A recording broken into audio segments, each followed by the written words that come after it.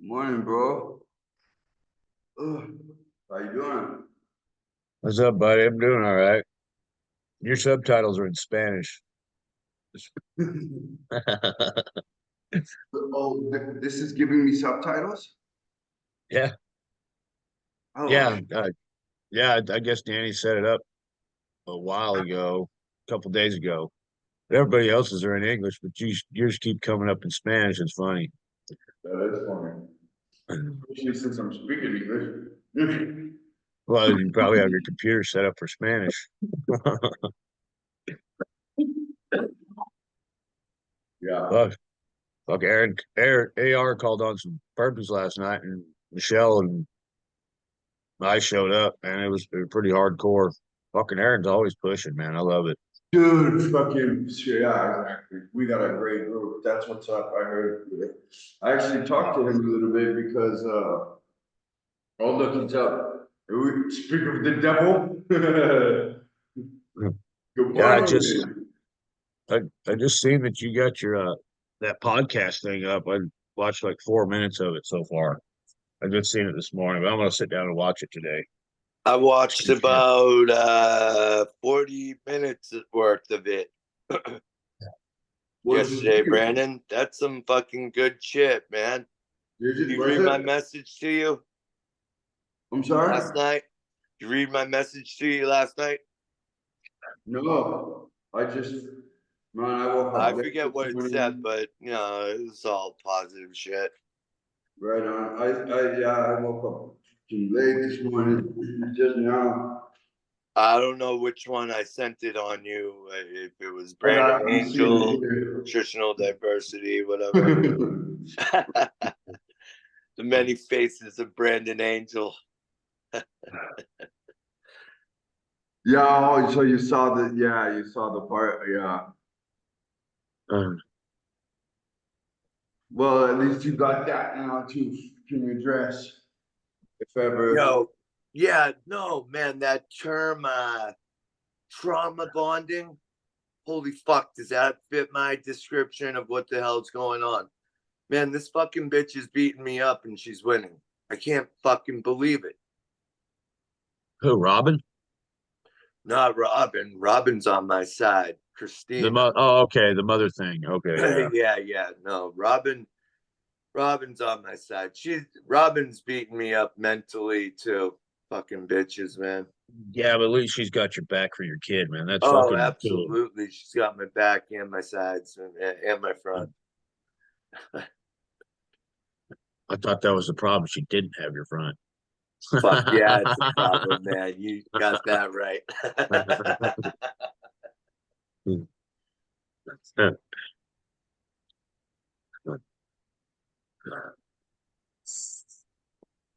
But I guess my girl's mom, or not mom, lawyer, come see her yesterday, and she's got five choices. I guess five things are going to run across the judge. Either she comes home, does her outpatient or whatever. Anyway, the last choice is uh, if she goes and does her 120. The choice before that is she finishes her 120 where she's at, which means she's only got like 2 months left. So it's either getting out or doing her 120 all the way in prison. So if that's the case, she won't be out until fucking spring.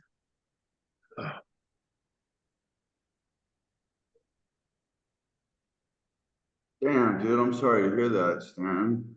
That's Yeah, funny. me too. But we was expecting the worst when she went in, which is up to a year, because they like to furlough addicts to them sober living facilities, which is year-long program. So Of course they do. Those fucking scoundrels. yeah, at least in a sober living facility, after the first 30 days, she gets home visits, and we can go see her and shit like that. They put her to work. I mean, there's a lot of good benefits to it, and I just want to focus on the good parts.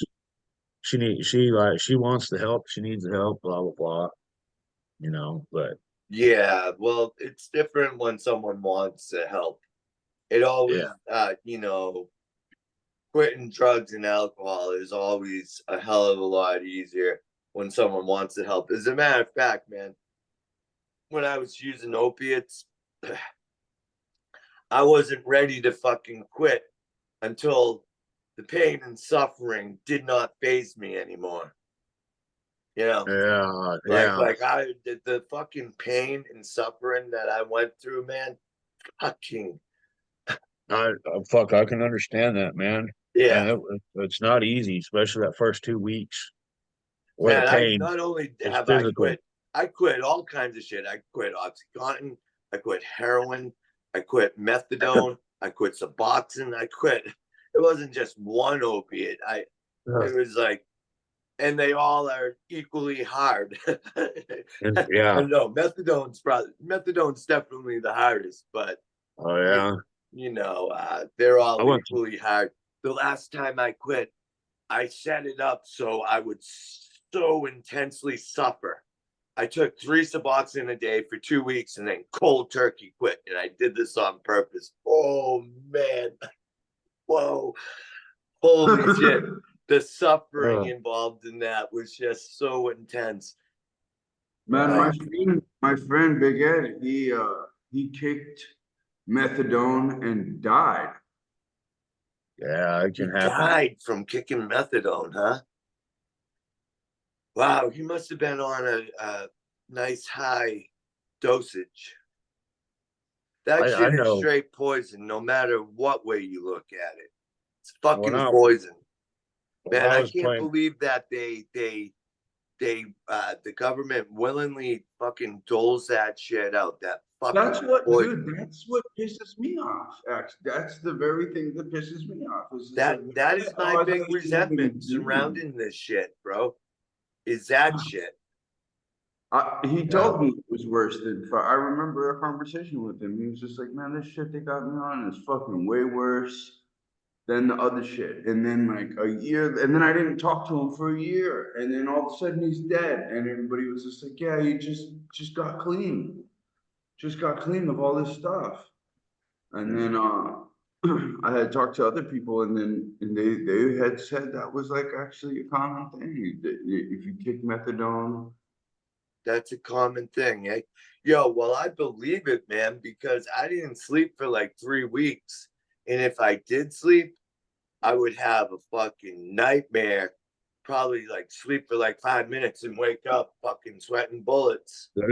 Yeah, I remember that Oxycontin fucking come down. so you're I familiar with all this stuff too, Stanton? What was say that, it buddy? again. Yeah, I said you're familiar with all that stuff too. Well, I was prescribed Oxycontin uh, Yeah, so you for had a to kick while. Oxycontin. So yeah, you're Yeah, familiar.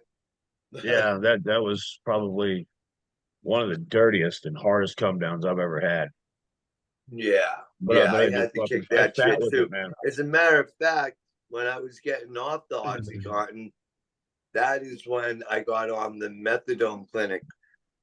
And this is before I ever even tried heroin. And then from oxys to methadone to heroin. That's how it went. And then to Suboxone, which I stayed on for years and years, Yeah. which was a really hard kick too. But by the end, I didn't even allow myself to be miserable. I'm like, you fucking made your bed, fucking lie in it. Stop being miserable. Do it with a smile on your face. You know? And so I became a seasoned addict. Damn, dude. I'm so glad well, I'm not glad I had fucking pills dumped down my throat as a little kid, but I'm glad I fucking said fuck all that shit for the rest of my life. Say that again, Brandon. Well, I'm not glad I was having like pills dumped down my throat as a little kid. I was in these like little juvie jails, man, and they were fucking Oh, drugs. that's right. Yeah, no, I But remember. I'm glad I came out of that situation saying fuck all those pills and all this all shit. pills. That Dude, hey, I man, didn't even, bro, I didn't even smoke weed. I didn't do shit my whole that's the silver teenage lining of years, that bad situation, bro. pretty That much. you became a rejectful drug, anti-drugs. You reject drugs, which is great. Yeah. Too bad you had to go through all that fucking bullshit to get there. But that's the I was silver gonna say lining. they give me a tick that made everyone think I was on drugs, but I actually never had to go through the horror stories you guys are talking about right now. That's good, man, because your horror story fucking made you go the other way, which is good. Fuck yeah, dude, that toxic. And I'm seeing people. I got people in my life right now, man. I love them, but they fuck every 2 weeks or something. They just go back and do some crazy shit like that, and fucking call me with some crazy shit. And you can just tell they're all cracked out. And you're just like, fuck you, dude. It- Yeah. I don't know. I don't know. It's an interesting conversation. I don't know what to. I don't think I would specialize much in drug addiction as a coach. I think I really want to help dads who have lost their kids and kids who have lost Right, their right, dads. right. Well, I guess I could help with both. Yeah. Yeah, you could. But you could also help people whose family fucked them over. You could also help people, kids that were locked up early on in life. I mean, Oh, yeah, yeah. Oh, I thought yeah, you were, yeah. and I'm sure I mean, I'm sure you'd have some good stuff to say to someone who was addicted. But yeah, it's better to know firsthand exactly where their fucking mental attitude is at. You need to say the right thing, you know? Yeah. I know a few of the right things that I would have said to me early on, like, don't stop being fucking pussy. You knew this shit was hard. You chose the fucking hard life. Now fucking deal with it before it gets worse. Straight up. Oh, You chose the hard life. I chose the hard life, man. Absolutely chose that hard life, man. Because I knew, you know, because I did, I exercised a ton from like 18, from 17, 18, and 19. I was a small kid, and I changed that by lifting weights. There you go, dude. Yeah, I changed that by lifting weights, and it worked. Oh, yeah. So I always knew the potential of health. I chose the hard life.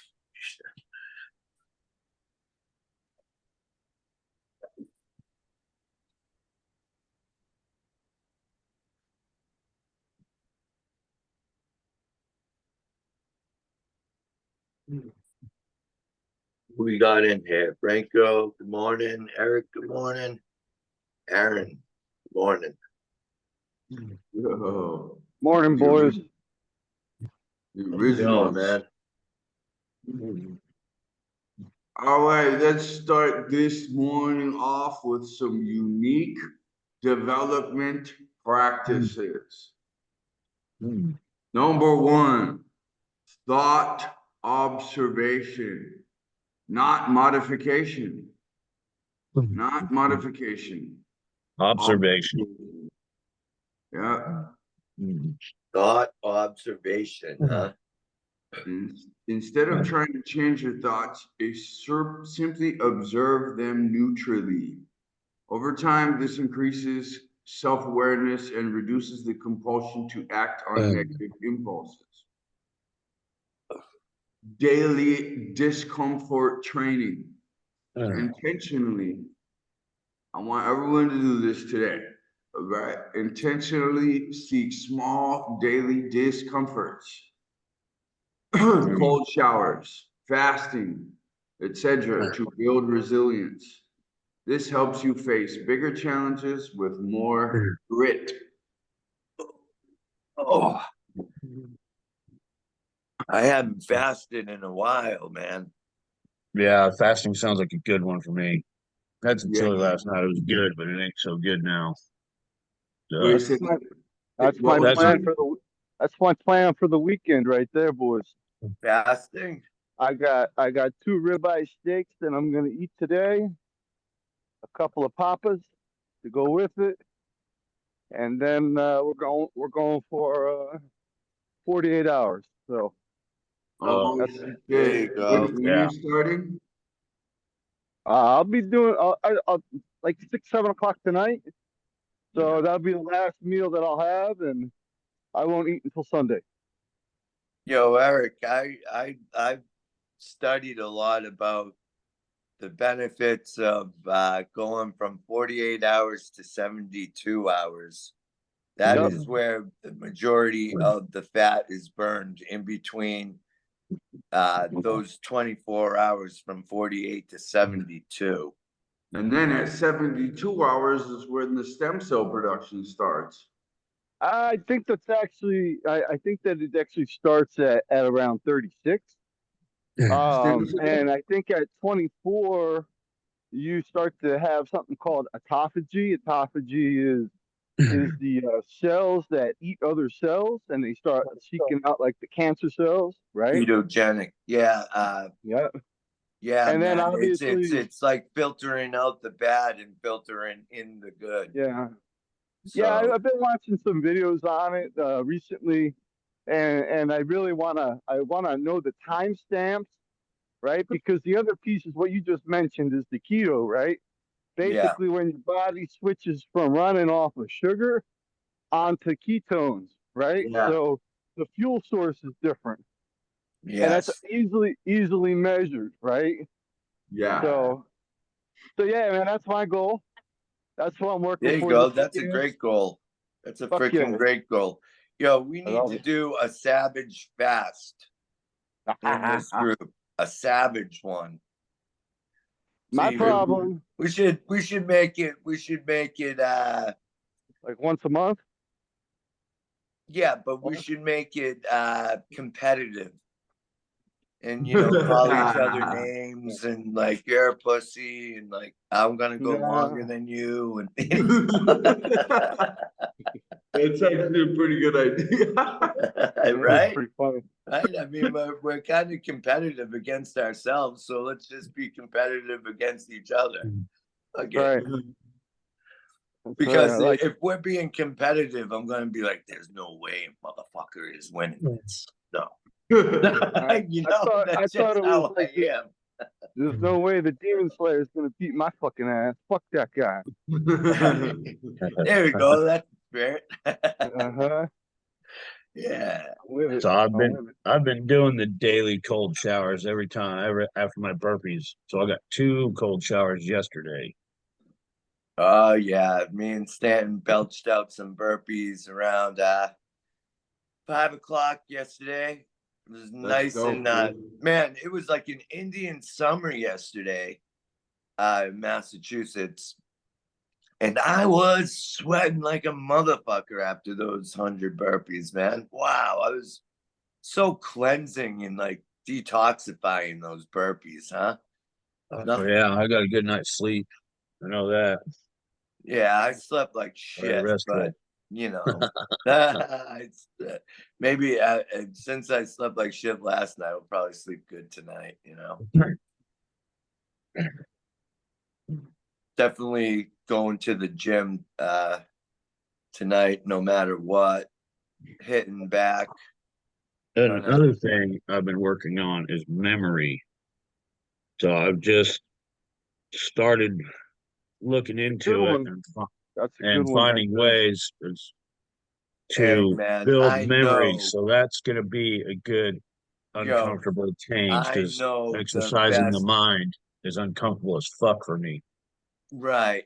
Memory, man, I've studied memory for quite a while because I do this thing called memorize deck magic, right? And I created so many different decks. And the best resource for memory, and Bob Proctor says this all the time, is Harry Lorraine. Harry Lorraine could memorize 500 people's first and last names and at the door, and then name everyone off, do a show, and remember 500 more first and last names without getting a single one wrong. And Harry Lorraine was asked, what is the hardest thing about memory? He said, learning how to forget. Learning how to forget is the hardest thing about memory. But Harry Lorraine is the #1 memory guy. If you want to learn anything with memory, Stan, check out Harry Lorraine. I've got it written down. Any other suggestions on that would be awesome. Mnemonics. Mnemonic? Yeah, mnemonics is the way. And I know the best How do you system. spell that? N-E? Like M-N-E. M? Okay. M-N-E. Isn't Yep. it? Yep. Is it P-N-E-N? No. M-E-N? No? No, M it's N M-N-E. Mnemonics? M. Okay. new. Okay. It's like the old Keanu Reeves movie, Johnny Mnemonic. So Oh, I had something to say. The path system. The path system mnemonics is the system that you could that is the best to use, the most effective, because actually mnemonics is named after a Greek or Roman dude, that there was an earthquake in Greece or Rome, and a bunch of people were crushed in the earthquake, and he remembered everybody that was in the building, everyone that died in that building. And his last name was like mnemonic or something like that. But yeah, mnemonics and the path system is your way to remember by like making a path throughout your house, and so you remember sequence. Then there's also a word mnemonics, and there's all types of the peg system for mnemonics. I taught myself a lot because I've studied memory, and that is a freaking, man, to sharpen your memory and learn how to use your memory, because it is one of your higher faculties. It's absolutely 100% possible. You could you could train yourself to have almost a photographic memory. but yeah, well, that would be awesome. And I mean, it's doable. I've just been stone stupid for so many fucking years. And Yeah, now, man. Fuck. so That don't hinder you. I was stone it's stupid last night, man. I'm gonna be real. But I studied. I don't fucking smoke weed until after I study, man. I can't study stone. It's a fucking waste of time. yeah, Yeah, fuck yeah. So I'm just getting tired of, man. I I'm turn so around and do tired of it something, boom. already. Turn around to do something. I already forgot what I was doing. Man, it's fucking inconvenience, man. I'm off track all the fucking time. I can't remember shit that I read. You know Right. what I found? I'll take What I notes on found shit and be as I've go ahead, gotten Eric. older, when I get older, as I've gotten older and I get stoned, my IQ fucking drops. dude. Oh yeah, so stupid. It's like Yeah. it's an immediately like, where did my fucking keys go? And I'm Yeah. like, that's Yeah. so fucking annoying that Well, the high of it at times is not even enjoyable because I'm just fucking frustrated looking for some shit that I should know where the fuck it is. right. Yeah. Yo, Yeah. that's exactly what Jeez. happened. My mother gave me an edible the other day. She's like, only eat a quarter of it. I'm like, yeah, whatever, man. Okay, yeah. I know what I'm doing. And then she was right because when I was driving home, I was like, where the fuck am I? Like 10 times. I drove past my street. I had to backtrack. Man, I'm already sick of getting stoned. Yeah, this is my little bit of a relapse. And you know, sometimes I thoroughly enjoy it, but man, not with my goals. Not with my goals do I enjoy it, you know, that much. But it's so that means it's time to cut the shit, really. Fuck yeah. Yeah, I'm ready to. I already cut it. I just need to start exercising my brain now. Oh, I already have, but That's I right. just need some more resources. And I'm going to check these two out: Harry Lorraine and the Mononics Path System. Mnemonics, yeah, man. And I'm psyched that you're on the Proctor Gallagher. Stanton got on is doing what is it? No, this is I don't know, whatever she was talking about thing. It's Program. You're doing a the coaching program, yeah. Right? So I don't even remember what the hell she told me, but I've made a commitment to her. We're gonna touch base again in 3 weeks. Get a couple jobs under my belt, and I'll be able to throw that cash at it. Once There I you throw the go. cash, I'll forget about it. So I'm not even gonna worry about the money. Because like Bob Yeah, Proctor says, when somebody asks where's the money at? Well, it's where it is. So yeah. and then once you spend If it, you made a it's decision once you to do spend it, it, the it's like money you will never had it appear. anyway. Sorry, Once you bro. spend it, it's like you never had it anyway. So Yeah, fuck it, I'll make more money. yeah. That's all. So You know that $750 that I spent for Wes Watson's mid-level program. It's worth every fucking penny because I met all you guys. You know, I mean, plus the program rocked. I mean, I thought he would hold me more accountable. He never even said, "Hey, you're fucking up with the food. What's going on?"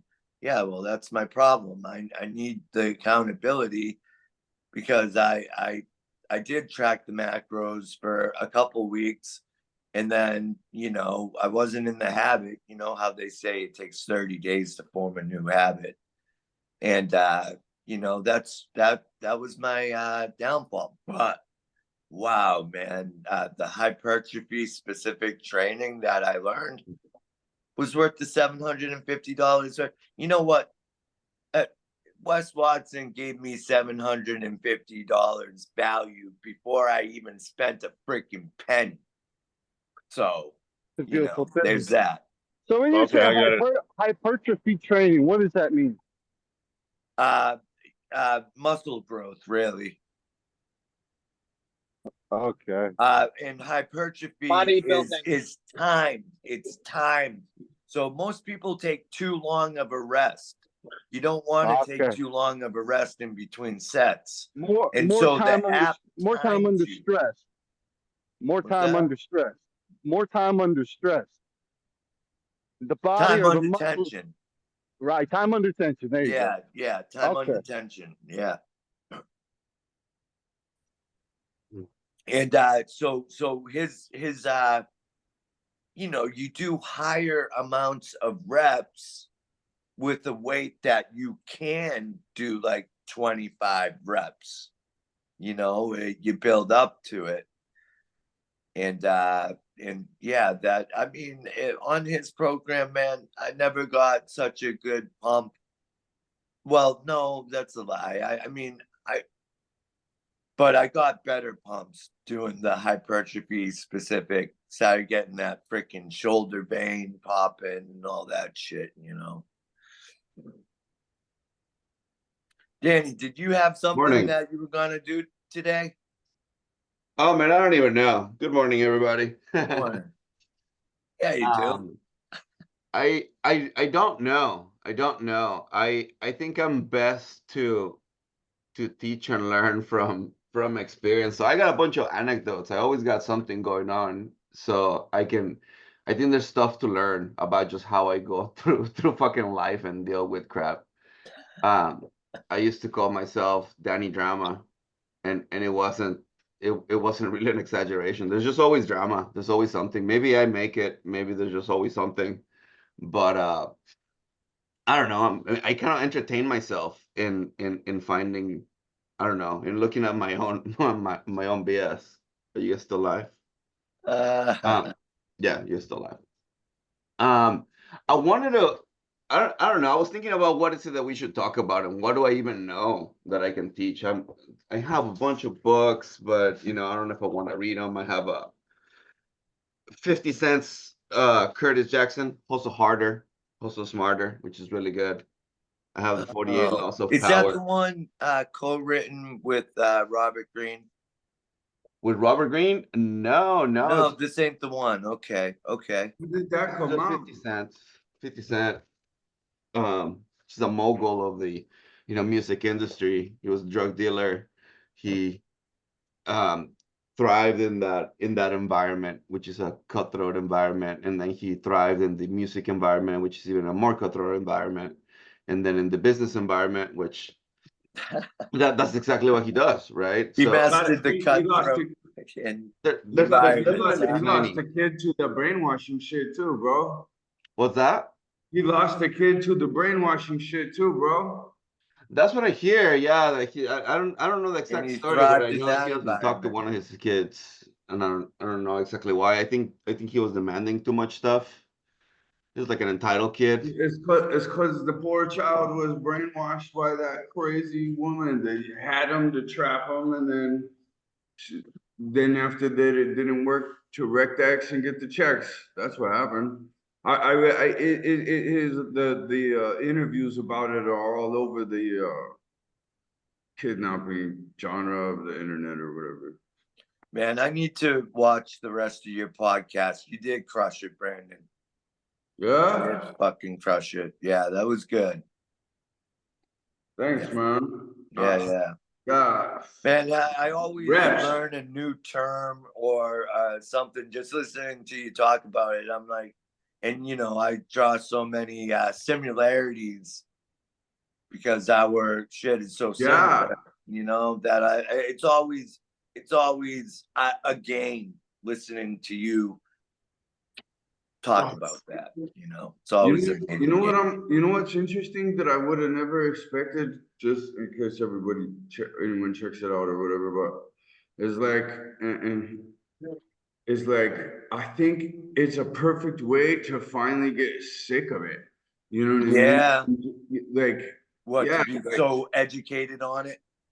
well, it's just like I'm doing the reps on podcasting, right?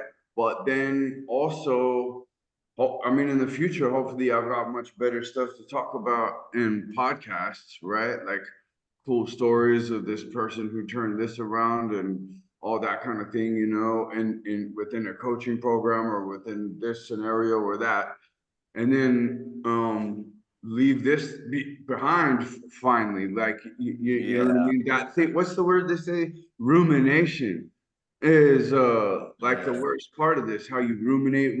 Right. So So then, forgive. yeah, that's really What down. what is it that you Means think to you're absolutely ruminating abandon. on, and onto just finally like catching momentum into putting your content and podcasting out? Is that what you're ruminating, or what are you ruminating on? No, just like, well, it was, so I was saying like a kind of two things are interestingly happening, right? Well, I would expect that, you do the reps on the podcasting. Dude, I'm not good at talking to a camera, man. Like me and you talking is one thing, but then as soon as the camera comes on, it is way more challenging than I would have ever thought as far as like the mental tricks or whatever that you play on yourself and making sure you're not, The record button's on right now. You're doing fine. yeah, but wait till the record button's on and the cat's gonna Yeah. publish it somewhere. I get it. And Yeah, then let's just say what maybe that, down the line, the cat's gonna publish it somewhere big, right? Down the line, right? So then Right. you're gonna have to have all the practice steps getting up to that anyway, to that weight. I mean, right? And Well, I know what you mean by ruminating because I know, and I've seen this Thank several goodness the times dog with was in you. there. You ruminate on that, daughter situation. well, yeah, I mean, Yeah, I mean, if it's your like, daughter's in an abusive oh, situation, fuck it's a yeah. How daughter, could by you the way. not?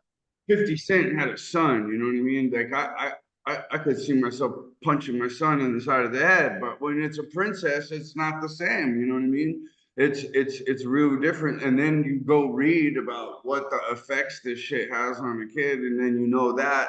And then so I think rumination comes with when there's an injustice that happens that never gets Righted. justice. You know what Yeah, I mean? you never get justice. Anyone in that kind of a situation has this like side effects that they're stuck in called rumination, where they're just like this. So they're motherfucker stuck got in a me. resentment, a perpetual fucking resentment against the flawed system.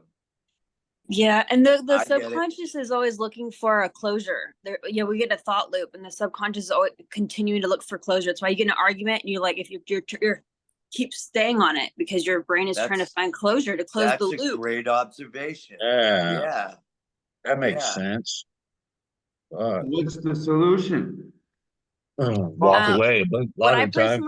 I personally use like finding a lesson in it because that's how my brain can actually find closure typically. Like I'll journal about like, what did this teach me? What is the better person I became, or what did I learn about other people or the world? Like I put it in a positive spin as if it's from God, as if this is the lesson that God is putting me through. Even if this is not really it, my brain requires it for closure so that I don't ruminate it for like ever. So it doesn't run my mind and take a rent in my mind for no reason and get me nowhere. If I know it doesn't support me to go in circles on this subject, I'm like, oh my God, I just got to get to freaking, what are some possible purposes and reasons that this could have been put in my life to help me elevate in which ways. Even if I'm mad or frustrated, that's what I'll do. To find a gain in the failure is like the best. That's the quality of a positive mindset, anyway, right? To find a gain in the failure. That is what I feel ridiculous by trying to coach and display something, because I struggle with the things that most people wouldn't struggle about. I'm an asshole. I complain about being busy with family, like You're blessed. I complain, like I just can't stand it, That was me before. Like I don't like kids very much. I don't like being in a play where it's too crowded, when there's like pack with kids. Like I seriously, since before, I wanted to like grab one, spin around, and just knock them all out so they're just gone. It's for real. Like that was my attitude before. I grew up. It was probably my own downfall, but as I grew up and I got my I don't know, personality, I made it very much into, I want my life simple. I don't, I didn't care for having kids. I wanted to grow to work. I wanted to be healthy.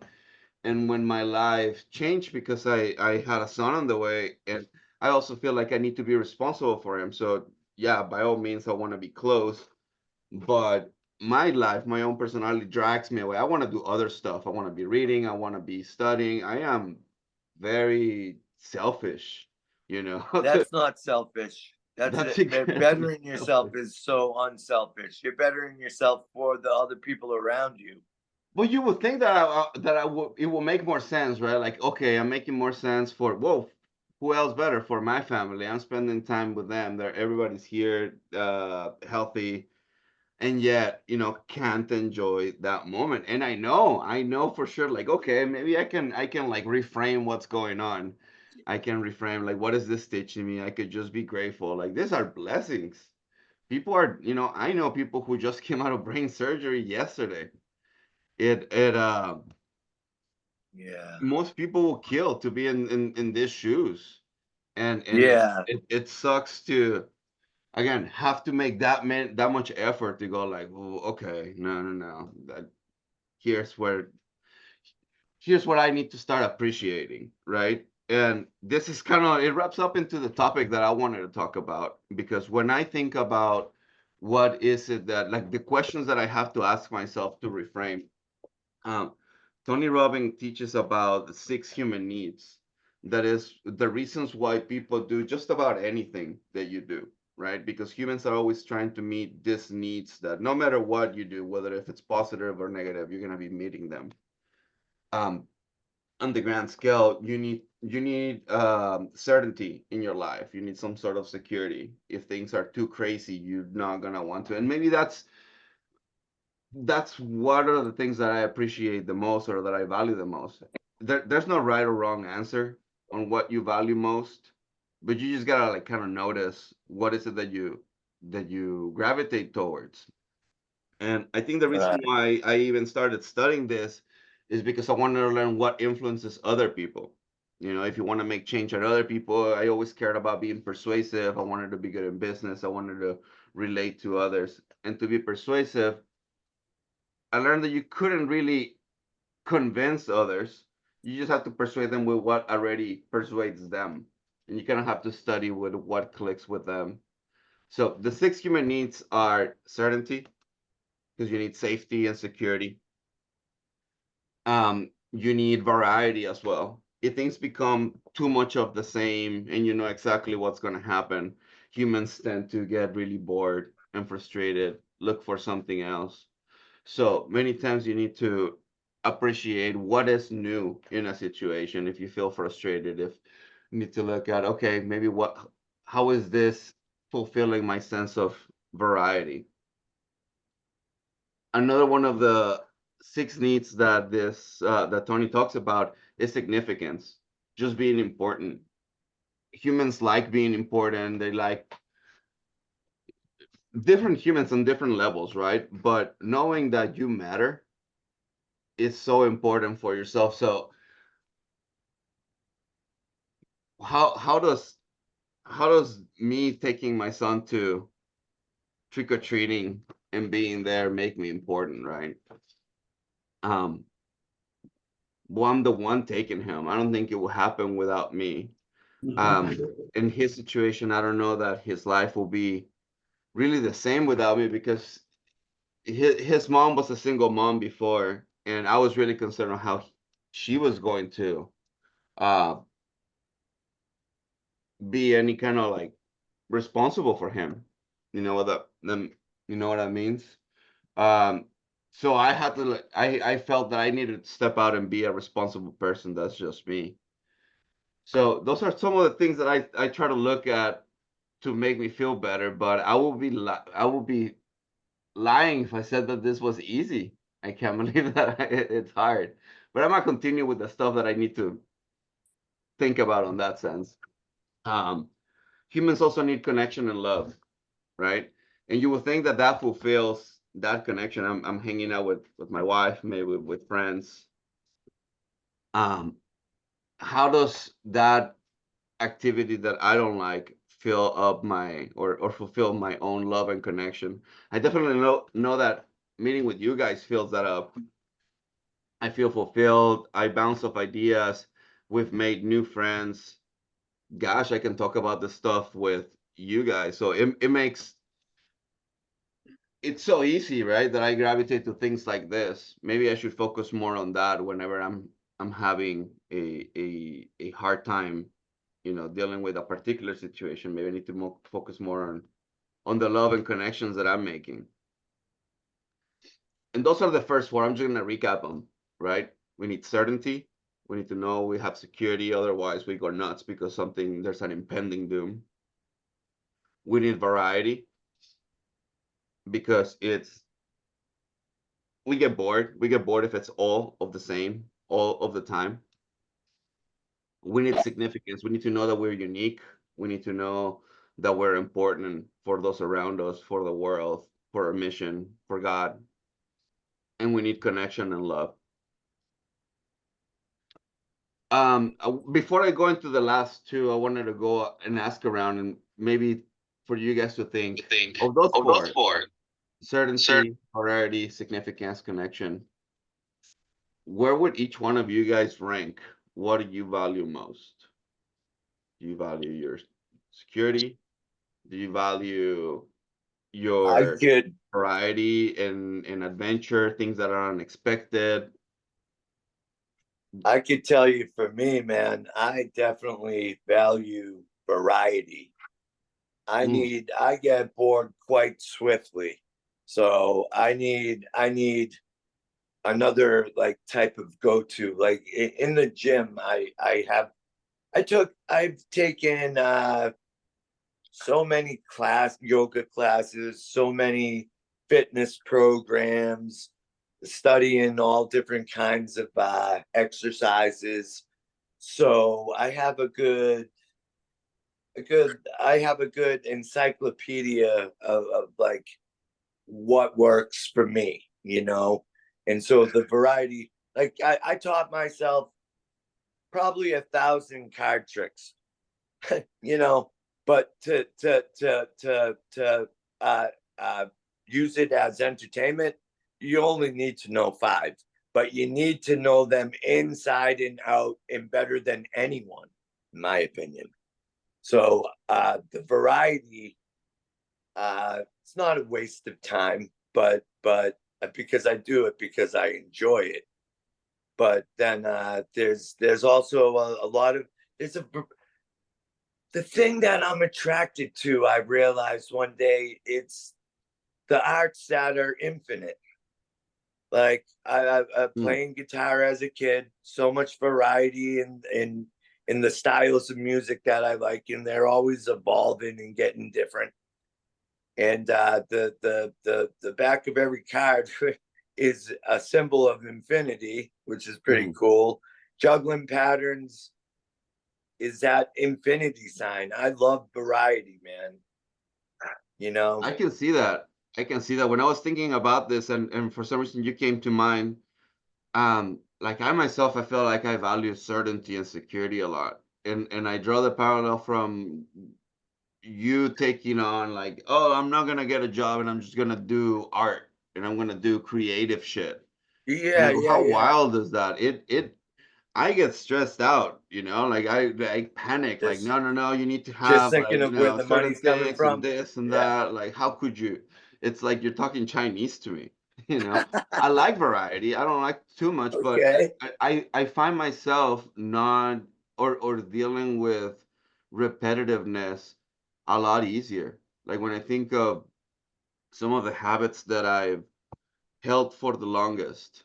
I've been doing burpees every morning, morning and afternoon. It's the same thing, right? It makes no sense in my mind because you need to, work out different body parts. But that one seems good enough because it's kind of complete. You do a squat, you do a push up, you're doing some cardio. You're I doing tried upper changing lower it. body cardio, yeah. I tried changing it, and every time that I change just the routine, that it throws a wrench. Like I am, it's different, You and are a this is one. creature of habit, Danny. Yeah, yeah, it's interesting. It's interesting. I still know that I gotta change it, but that's one of the things that I recognize. It seems like for me, habit and repetition and just knowing where I'm gonna be or what I'm gonna do, it's so important. You guys were talking about memory earlier, and I've been a stoner for the past 20 years. So I don't even know. I'm not even conscious, I like to say. I have no Yeah. clue what's going on. I work out of my phone, reminders, plans, and things because I really don't know what's going on. I need to set up life to jump in front of me, and then I can do things. So, um, yeah, I can definitely see how variety works for you. Who Are else you wants to? still, are you saying that these problems are because of a long time being a stoner or because you're still a stoner? Um, I don't know. I was worse before. Like Uh-huh. drugs kind of helped me out. I was very aggressive as a kid. I was Mhm. sort of understood because of how of conservative of a family I had. and that was just pretty wild. You know, if connection and significance was also maybe important for me. I just liked being out there, right? I like to be the guy, the kid. It didn't happen as a And girl. I like to be the kid that got in fights or that tagged on on the walls in school. I didn't care if I got caught. I was just reckless, and I would get in a lot of fights up until I was like 16. You know, my eyebrows go up, and I wanted to make a name for myself. I thought that I was in a gang at 15 with a bunch of like preppy kids, like just ridiculous. It's stupid.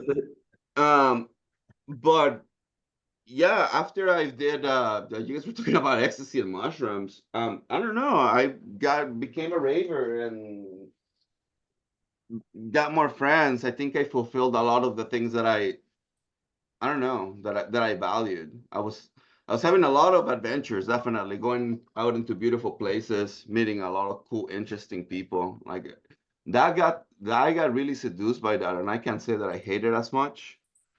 That issue though, it got me the problem of like legal issues because I was so careless that that's when I started getting a couple DUIs, and realizing that yeah, keeping these habits and drugs will bring you problems later on into your life, whether they're social.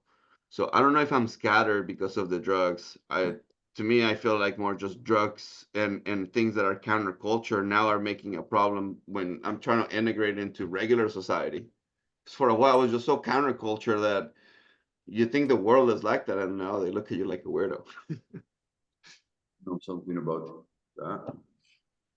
But yeah, I don't know if I answered your question. I don't know if it's the stoner part that it's Well, making me. now I have another question.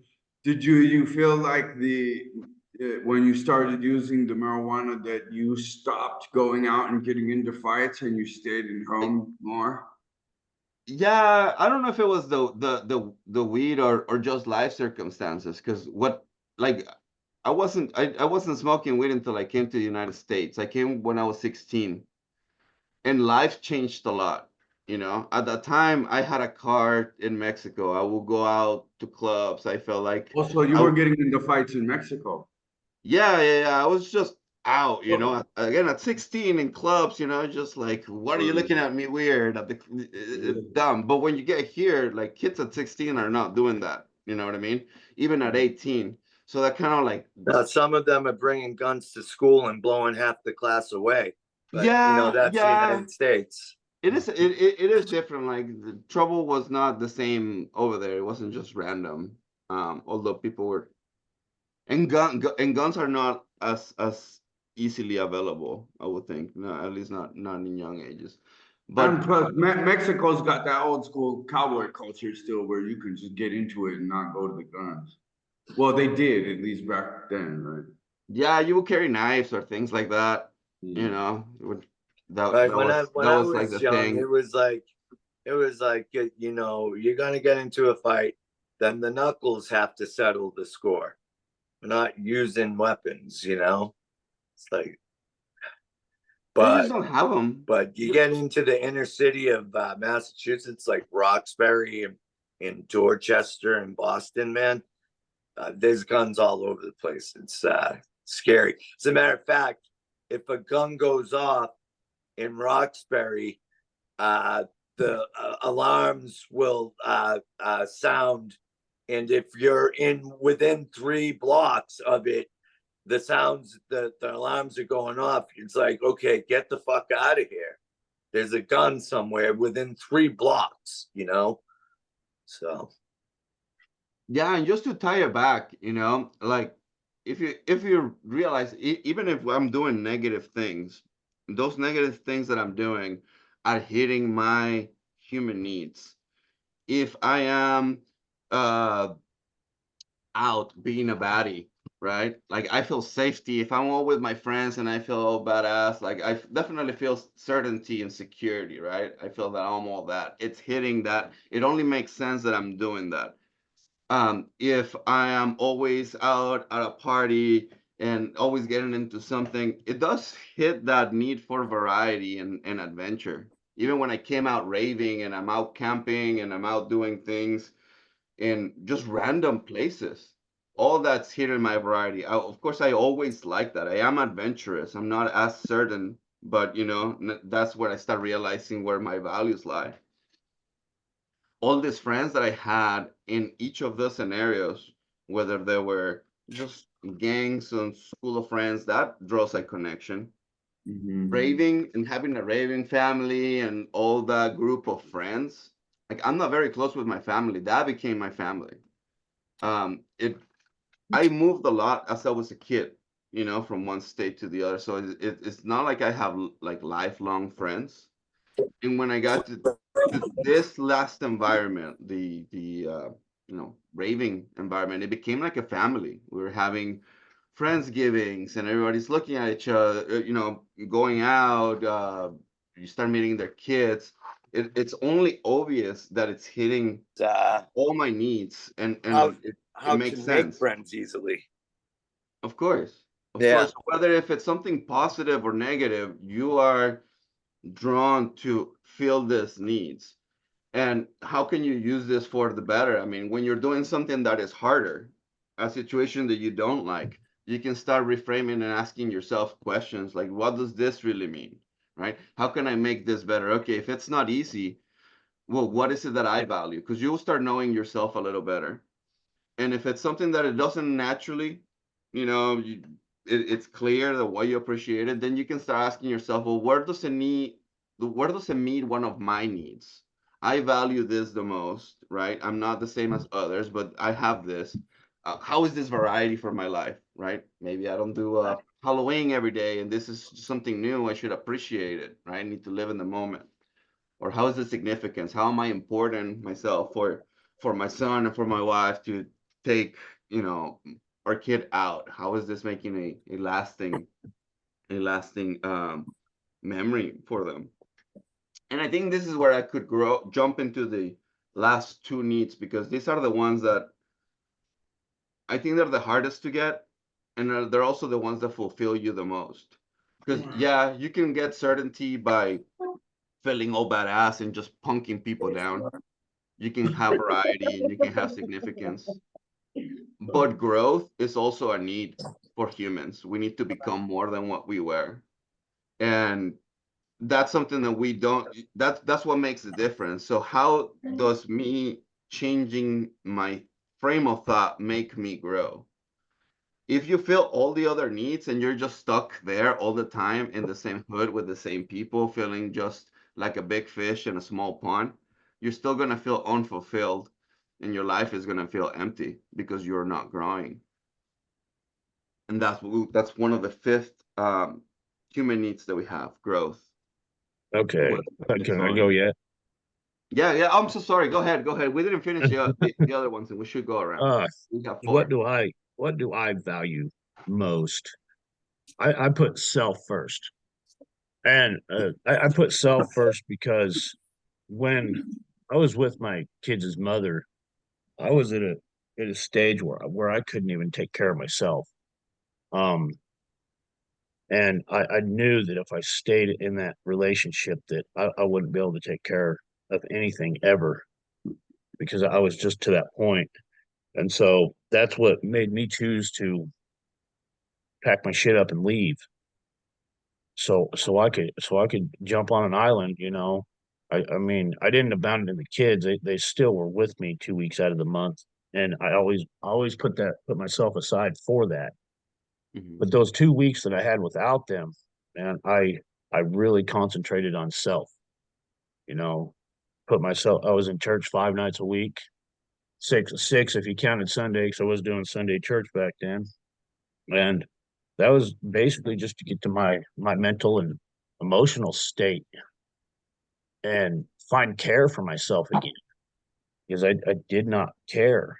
I didn't. The only thing I really cared about was my children, and I couldn't care for them properly. Um, and if we cannot love ourselves, we can't love the people and things external of ourselves properly. We can't. We just can't. Um, Yeah. Yeah, you I do. need to be Think that secure in more. myself to make family feel secure, you know? I need routine. I value that. I value routine, daily routine, man. I've got, eight alarms that go off through the day to keep me on track. That's great. I really do, from 3:30 in the morning to 9 o'clock at night. So, let's see, I got a little bit more. Hold on.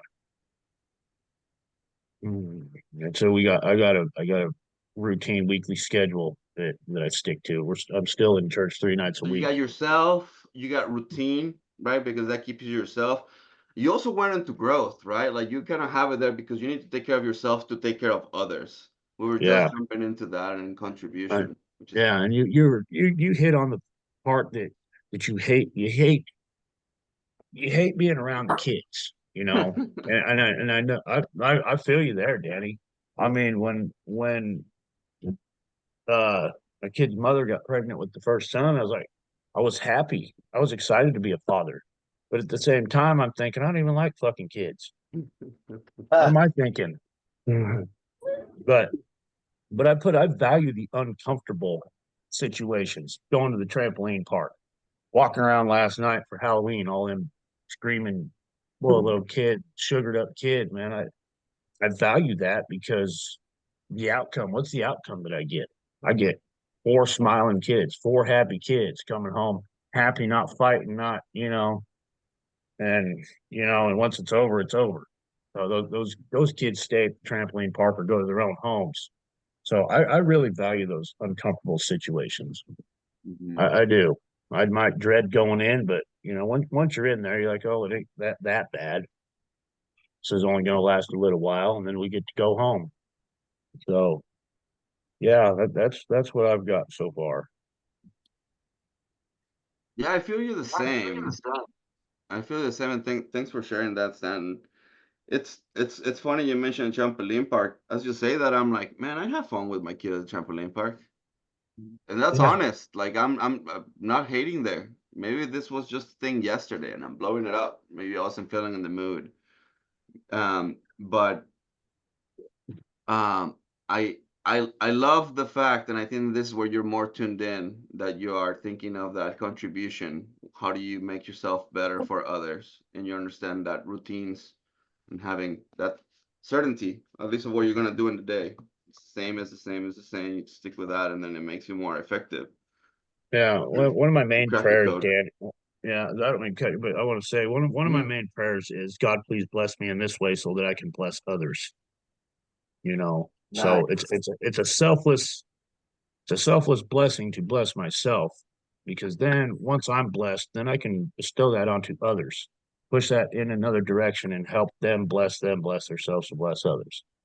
And I love saying that prayer because I get more results out of praying that than I do anything else. That's a good one. I like that, I man. like Because that too, man. that's like about how abundance works. It affects you. You affect two people. Those two people affect two more people, and Yeah, you know exactly. the that That's that my effect. pyramid scheme. I like it. I like it. I know Michelle's got her mic unmuted.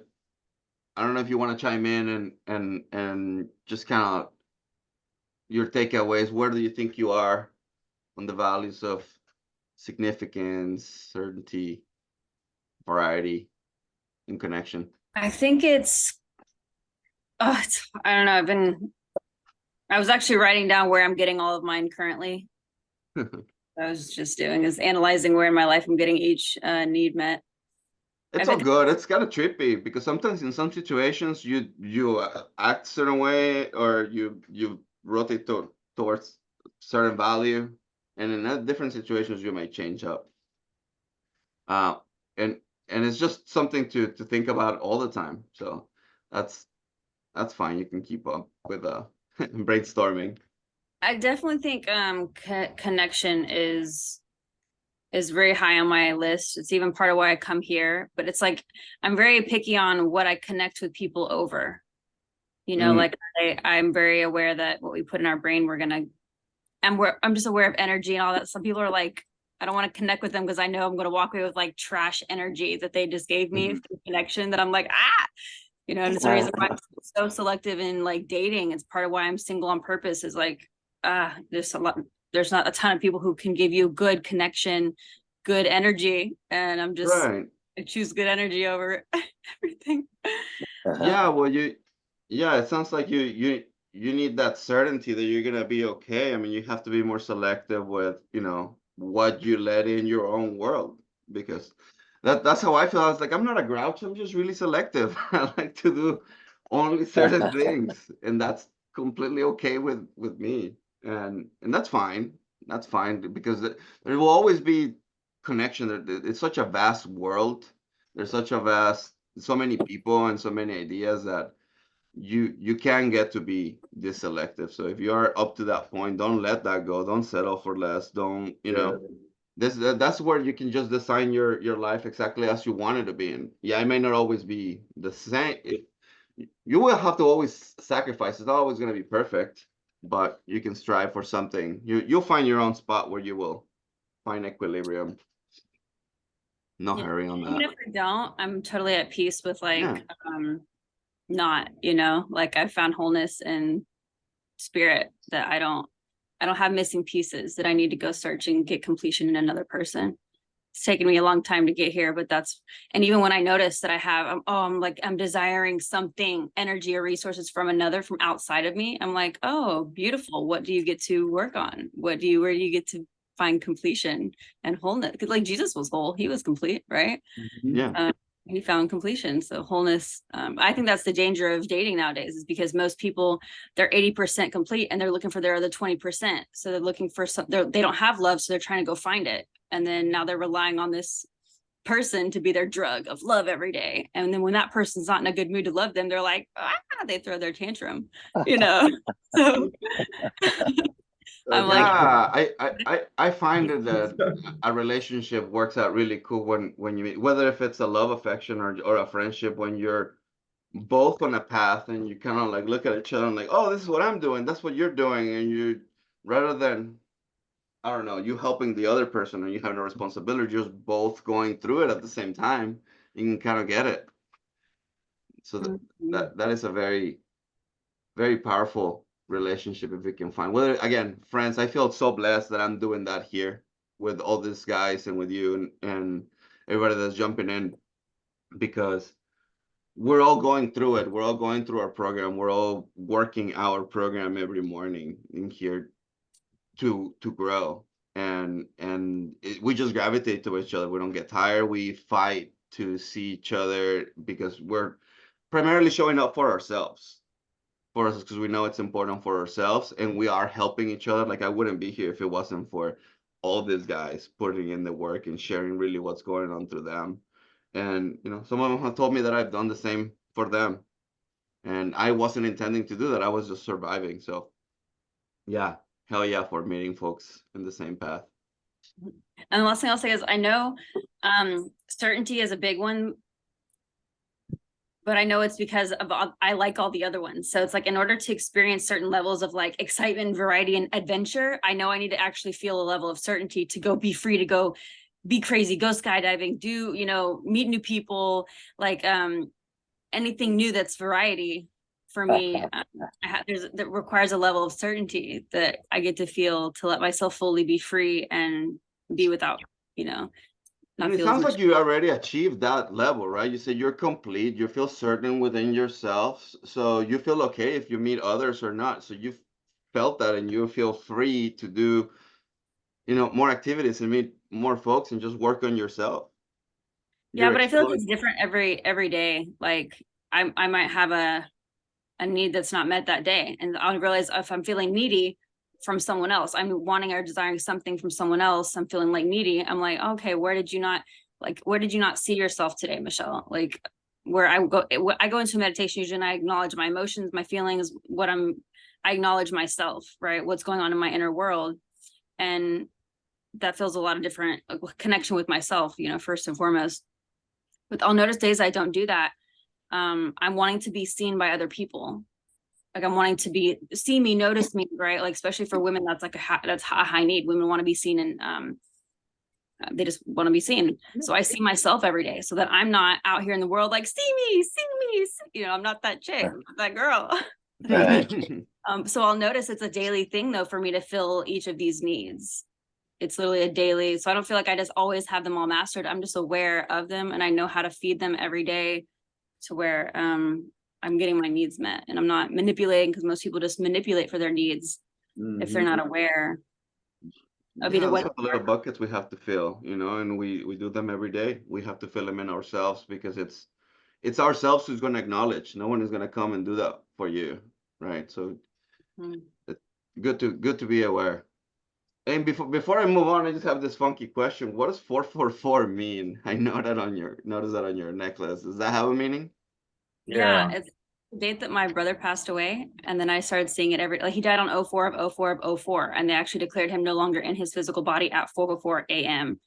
It was a dirt Wow. bike accident, so it was like a sudden event. But I started seeing 444 literally the day after he died. Like when I'm making church reservations for the funeral and stuff, the last 3 digits of the phone number for the church were 444. So it started like immediately, and it became a day to the point where it was multiple times a day. Like I'd be crying, and then a car in front of us, I'd be crying driving, and the car in front of me would cut me off, and the license plate would say 444. Wow. So he started basically what I believe to be, he started visiting me, and that was the Showing first up. way.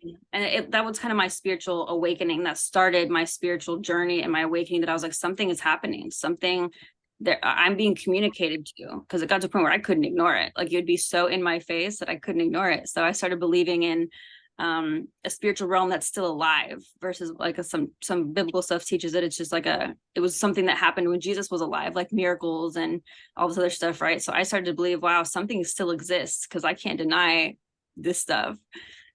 So Yeah, it keeps jumping. started a That's whole beautiful. That's beautiful, and I'm glad that your brother's visiting and keeping so present in your life, even in the afterlife. That's awesome. You ever see my tattoo? That's what that is. Oh, It's cool. Are these like a heart with wings? Yeah, so it's a motocross fox, because he Oh, was and a fox. bike rider, and then it's angel wings, and it says 444 in the middle. So it's like he's my angel now. Ah, that's awesome. Good job. Nice. Oh, how old was he when he passed? He was 17. Oh man, youngling. That's hardcore. Check that. I just sent this to Kenny yesterday. Me and him did. Can you guys? Oh, you can't see. No, so Can't see it. Yeah, man. So this 444 thing has just been someone's meant. I just learned about it, right? And then now I'm seeing it everywhere. Me and Ken did a little experiment with YouTube clipping tool, AI clipping tool, right? And all Kenny's videos that we have like 15 clips on this thing, and they got all of them, got 444 views. And I have an image of it right here. And I Oh, shit. circled each one with green and sent it to him just the other day. So that's anyway, I just yeah, That is my, apparently coincidence. interesting. That's super. I love the number sequences. My girl, she's really into all that. She's always having me look up sequences she sees. Well, obviously because she's incarcerated. But so I've always noticed that. I mean, like 333, that's God's hour. That it. I don't really have memory on it, but um, for years I woke up and looked at the clock and it's 3:33 in the morning. So that I just set my alarm to it now. That way I am up at that time all the time. But this is what I look it up all the time, and it's numerology, angel numbers. 444 is guidance, a reminder that you're on the right path. Your angels are supporting you. Stability, a sign that you have solid foundation to build on. Change, a sign that there may be upcoming shifts in your life, such as physical move or change in perspective. Healing, a sign that there's opportunity to heal and transform to better. Independence, a sign of independence and self-reliance. Patience, a reminder to have patience and work hard. Emotional security, a reminder to nurture emotional security in your relationships. And communication, a reminder to work on communication and be open with your feelings. So that's what it has in the numerology thing that I follow. But it's really cool, man. So I love the angel numbers, and I love staying on top of all that stuff. Yeah, it's really Brandon fun. knows what I'm talking about too. So yeah, me and Brandon talk about it a lot. Yeah, Super it's cool. been coming. I know what you're talking about. Yeah, it's been Yeah. coming up left and right too. And this is just the latest, of it. But most 1,000%, it makes total sense that because we can get nudges. I think there's some kind of rule, where Tank on the other side, he can't do too much, but he can nudge you. You know what I mean? And I think he's just like, hey, flicking the side of the head. Oh, look at the phone for whatever. Boom. Oh, okay, dude. Thank you for being there. That's how I feel. I feel like it's like, wow, man. There's really someone. The guardian angel structure of heavens or whatever it is. You know what I mean? There's definitely somebody tapping us. We know when the We just synchronicity gotta listen. clicks. There's probably two people tapping us. Synchronicity. Yes, that's what it Yeah. is. Yeah. Exactly. You We just know when gotta. it clicks, you know when you're there. You can't help to smile. You can't help to be like, hell yeah, you get excited. Yeah, dude. You, That's what I'm. That is exactly. Yeah, I'm just yeah. like, thank you so much. Like, I'm definitely wherever you are, the right side. You know what I mean? I want to grab onto this. This is why my knuckles are white as shit all day.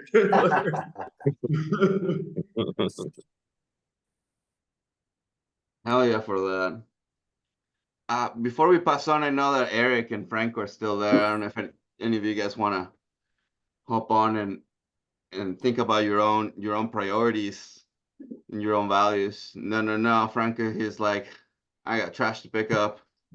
I'm moving. Yeah, I'll lead really fast. I'll say connection, right? I say connection because when I'm here and I listen to you guys, it gives me a sense of empathy, right? Because we all face challenges and struggles through our lives. And the thing that I struggle with most personally is being empathetic to myself, right? Okay, you're smart, you've made a lot of good decisions, but you made a lot of bad ones. And it's the ones those bad ones in which I'm going to go back to, I think, what Aaron was saying earlier, which you ruminate on. And it's like, hey, man, you're carrying fucking trash with you. So, like in the mornings now, I go out, I do 3 miles, and I walk with 20 pounds on me. And it's amazing when I get back here to listen to the rest of this call that when it comes off of you, how much freer that you feel. So the same thing, that shit that you're carrying with you, work to let it go, right? And that's it's a process because every once in a while the subconscious plays tricks on you. And when I notice it, I'm just like, you know what? That's that same fucking thing. Something triggered me, and I feel or think a certain way, and it's bad. So it's removing those repetitive patterns or ways of thinking, and that's my way of the process, the physical and the mental process that allows me to remind myself on the daily. And then I think the last piece, connection, because as I listen to you and I have empathy for each one of you, it also helps me heal. So I'm going to say thank you for every one of you and for every one of your stories. That's it, brother. Dude, thank you for that Wow. contribution. Yeah. That was Yeah. power, man. That's beautiful, man. Empathy, care for others. That's what the world needs. It's selfish folks like us. We're Empathic usually, listening. they have causing trouble in our own head. But we could definitely use a little more outwards, a little less selfish, less worrying, and just connect with others. And you're right. I like the fact that you remember that many times maybe you yourself think of others more than you think of yourself. You might be on the other side, being too rough on you and not caring for you. Just Yeah, it's there's important to start with definitely yourself. definitely an element of that, right? Yeah. Where you put yourself out there, maybe you cared for others, and they just dunked on you or whatever, man. It doesn't exactly matter the situation, but it's how you handle it. And for me, you know, I internalize things, right? And as I've gotten older, I was like, where did that come from? How do I internalize it? And this is I look back and then I look at my relationship with my mother. Um, and I was like, my mother does that shit. Did I get that from her?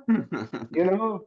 And maybe I'm not blaming anybody, but maybe I'm like, and then it's funny because I'm like I'll talk to her, obviously now as an adult, and we have a good relationship, but I'll see how still when things bother her, she's still triggered in certain ways, and I'm like why are you acting? Because you're running that same effing pattern from however long ago from your own trauma, right? So as a young man, you know, growing up, and it's like she had problems, she had issues, we all do, and we were butting heads, right? And you know, as a parent, you've got to realize, and this is what's critical for you guys that are parents, that as you grow, right? It's important not to project, right? It's I think it's more important to be that example, and that example is, you know, whatever it is that you decide that's most important for you. Whether if you had problems with drugs or drinking or whatever, cut that shit out, right? Be that rock that allows them that is in your care to grow and know that they have a level of safety and security under your roof. I know it's not easy. I think it's worth it because, you know, you've got a gift, guys. You really do. You have a family, you got a gift. I think it's an awesome thing. Um, and then really, you know, just getting back to that the thought process of you know the relationship with my mom, you know, and it comes down to, without going too deep into the whole, you know, that level of growth, right? We're here, or I'm here, all right, because we want to grow, right? And it's growth in all different areas of your life, right? Some of us have jobs or for different professions. You know, maybe there's some growth there. And I think this comes back to what somebody said a little bit earlier. It's even if it's the same repetitive shit, and I know that I have to do this and it's mundane and it bores the fuck out of me. How do I have to look at this situation to make it either fun or interesting to make it something. So for myself, I'm an engineer, and for a long time, dude, then what I would do, the game that I would play with myself is I would wake up and I would fucking get my coffee, start my day, smoke some weed, and say, let me see if I can fucking handle my shit high as fuck. And I could. And, you know, and I mean it was just this perpetual fucking game. But eventually, you know what? I got bored of that, right? Um, Good. and you know, it's just again just coming back to the pattern of growth, right? Hey man, you know, we're here. You look at a problem in a certain way, try to make it interesting so that it's engaging without you the squirrel mind in your brain, right? Running off in a different direction. So like whatever that is for each one of us, you know, whether it's the relationship, the connection that we have here. And again, just for me, it's the empathy. Listening to you guys helps me bring a different perspective on my own life and where I'm at, where I'm going, what I need to do. And the belief, man, the belief just to carry on and know that things are going to get better. Keep working, right? You Right. might be on the front line digging a ditch, but just keep going. And then one day you wake up and you turn around and you look back and you say, "Damn, I came a long way." Right? So, thank you guys. Thank you for listening. Thank you, Eric. Yeah, brother. Awesome. Yeah, Powerful. good stuff.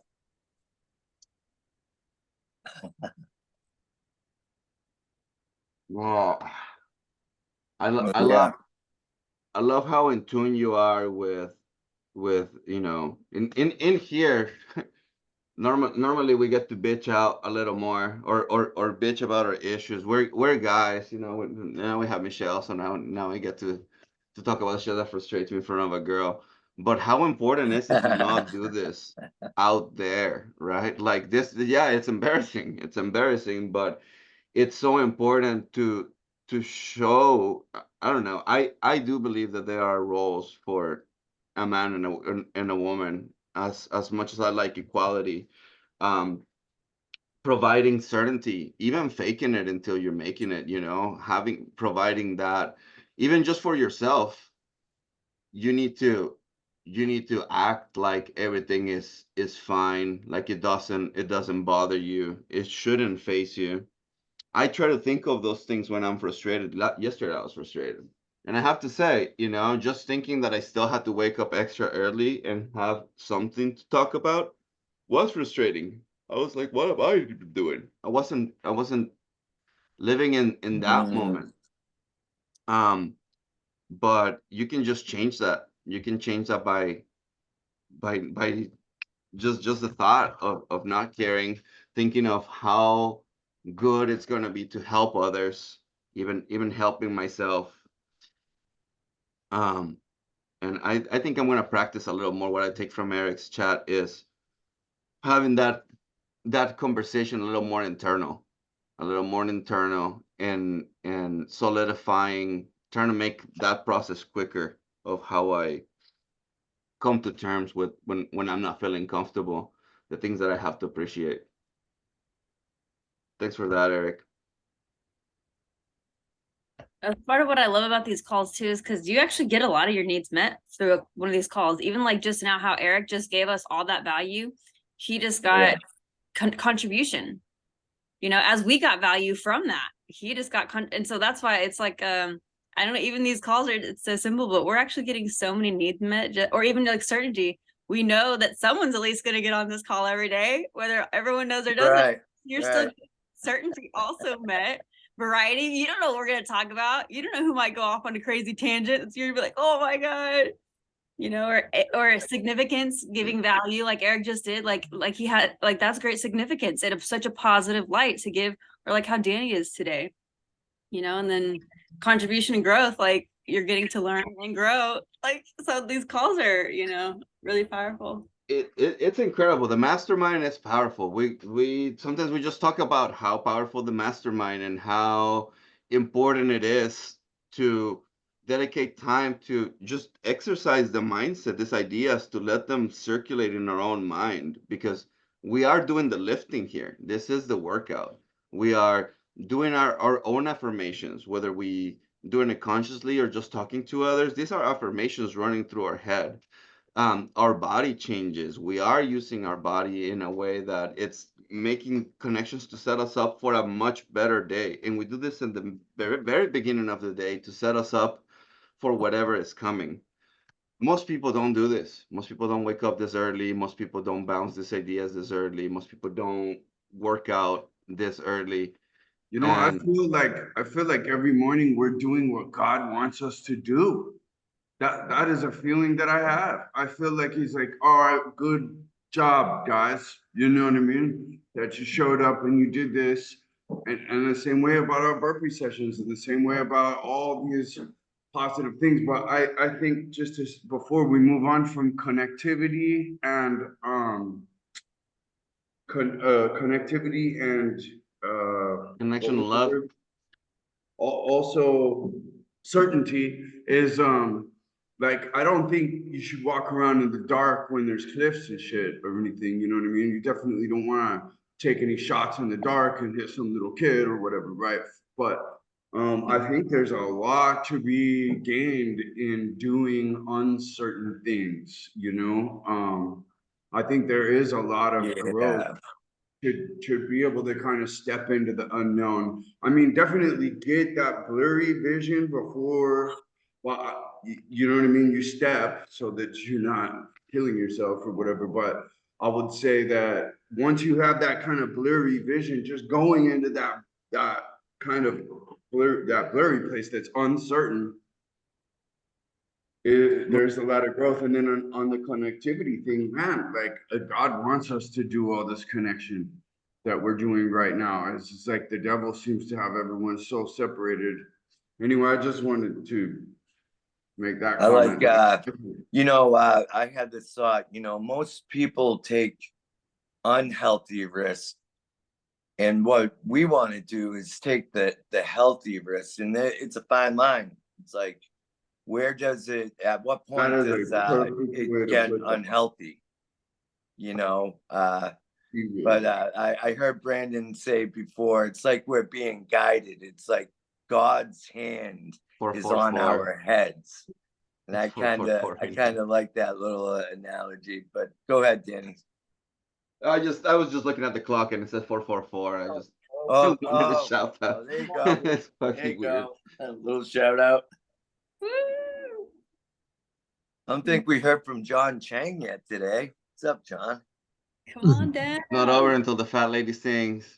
Guys, good What's up, morning. Sean? So a lot of the concepts you guys are talking about is what I believe in. It's like belief equals truth.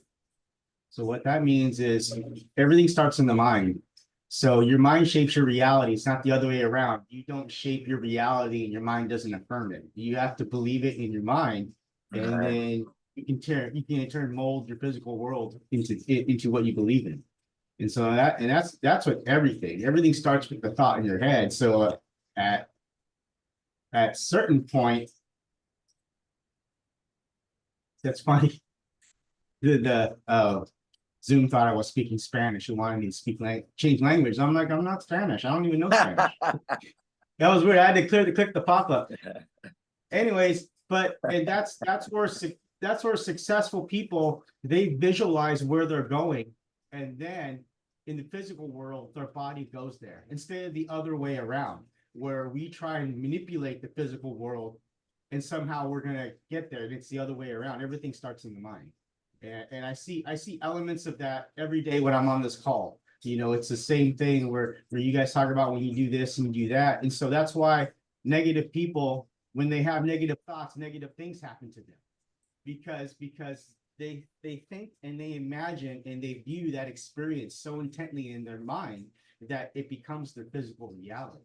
And so successful people are people that seem to do things effortlessly. It's because they visualize it in their mind. They believe in it so much that it's already happened, or they're actually feeling all the emotions and the physicality of it in their head, that it becomes the reality.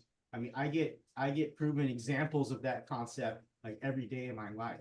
Whether I'm trying something new or doing something different or trying to innovate or do something different in my work process or anything in my life, I visualize it first in my head and I see, okay, this is possible.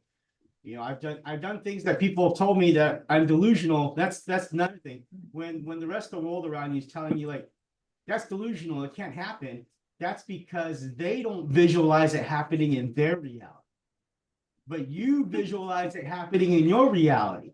And so you can make that happen. I mean, I've had examples where, in my videography history, where I've done things that the way I shot things at off-road racing events is like people tell me that's not possible. That's not possible to do this. You can't circumvent that and everything else. And then I make it happen. And it's because I firmly believe in what I view in my head, I can bring into reality. And the funny thing is what holds me back is all of you or people around me where I'm viewing their reality. And so I'm like, oh, okay, so that's the constraints of reality. And it's not, it's their constraints of reality. So we get influenced so much, we get limited so much by the people around us. That's why Michelle said something very important today. You have to be very, very aware and picky of whose realities you surround yourself with. Yeah. Because a lot of times those physical examples of the physical world influence your belief in what is capable. You actually have an infinite potential. The thing about it is you are limited by everyone else's example of what's possible. Yeah. So when you become extremely picky or you become aware of other people's versions of reality, influencing you, that's when you can step out of their box and like operate in your own. And so a lot of times I do that, and I see that every day, even like the discussions I have with like a potentially big client yesterday. You know, he thought I was a breath of fresh air because he didn't know, I didn't meet him until yesterday. He owns probably like, I don't know, 10 or 20 acres on the Colorado River. He's got a big RV resort that's dilapidated. He's got literally a quarter mile of riverfront that's undeveloped. And it's been sitting there undeveloped for like almost 20 years. You know, and he's been trying and trying and trying. And everyone that he surrounded himself with just kept nodding head. Yeah, yeah, yeah. And I go in there and I'm there just to like, because he wants me to shoot some video and stuff to market these tiny homes he wants to put on the river. But then he gave me a half an hour tour of all his properties and his vision. He's like, I really don't talk to a lot of people, but you seem like a guy that can. And after we got to talking, he's like, man, he's like, we're gonna be amazing friends. I'm like, why? He's like, because you're just not nodding your head. You see something different that I don't even see. And so that's where he is taking himself, he's being confined by the reality of the people around him influencing what he believes in. And so when you have someone bring what they see, which is, you know, say like for example, myself, you know, I come into his physical world and I envision something. I see his vision and I'm like, well, you could do this, this, and this, and no one tells him that. And he's like, nice. He needed you in his life. Well, no, that's where when you open yourself up to the potentiality that there is a reality or a world that is different than what everyone's telling you it is. See, that's how we get limited. That's how we get controlled. That's how populations get controlled. Is because as a collective, we all agree that this is the physical world, like that the sky is blue, that stop sign is red. We all believe in that, therefore it is. That's why you go back to that equation. Belief equals truth. You know, but from times in the day, sometimes I feel like I want to hit you guys up on the, like send you a note on the side, and then it runs out of my mind because somebody's yelling at me about some construction thing or whatever. But I'm gonna really make sure that from now forward, when I get those intuitions that I send about whoever, that I send it on the side. I think I've thought several times now, and you just said it, that we should be getting, we should use the Zoom tool that's brought us to, you know, these WhatsApp tools even more dynamically and actually do that kind of stuff.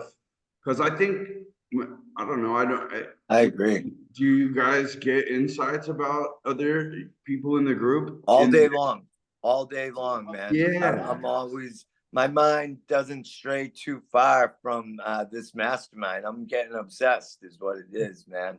I think we're actually cultivating something, like Danny said, everybody said it this morning, and I was just like, yeah, like as you guys were saying, you know, I think we're actually really cultivating something real serious that's beautiful, super positive. And I also think that one of the things Danny said this morning is super accurate. Like, well, and what you said, that we're God guided, AR, that, you know what I mean? Like the specific people that are in this specific womb, if you really pay attention to how this happened and how long this has lasted and just all the different, I mean, I don't know, man. Like normally, seems ordained. Didn't we kind of have that idea in the beginning? Like I know it's him, but do you remember that? You remember this, AR? Like in the very beginning, when I was just like, no, fuck this. We start our own. It's gonna be torch passing, and we were Right. Yeah, it's an impossible idea to not have the leadership instruction. Do you remember that? And we're like, Yeah, we're gonna I do the impossible absolutely do. anyway. I mean, one of the threads we named personal development for leaders. Remember? Yeah. Mm-hmm. I mean, well, we had another through conversation. so many evolutions and so many, you know, people kind of dropping out and people coming back, and you know, it just seems so ordained that we just keep going because something's clicking. and something's working.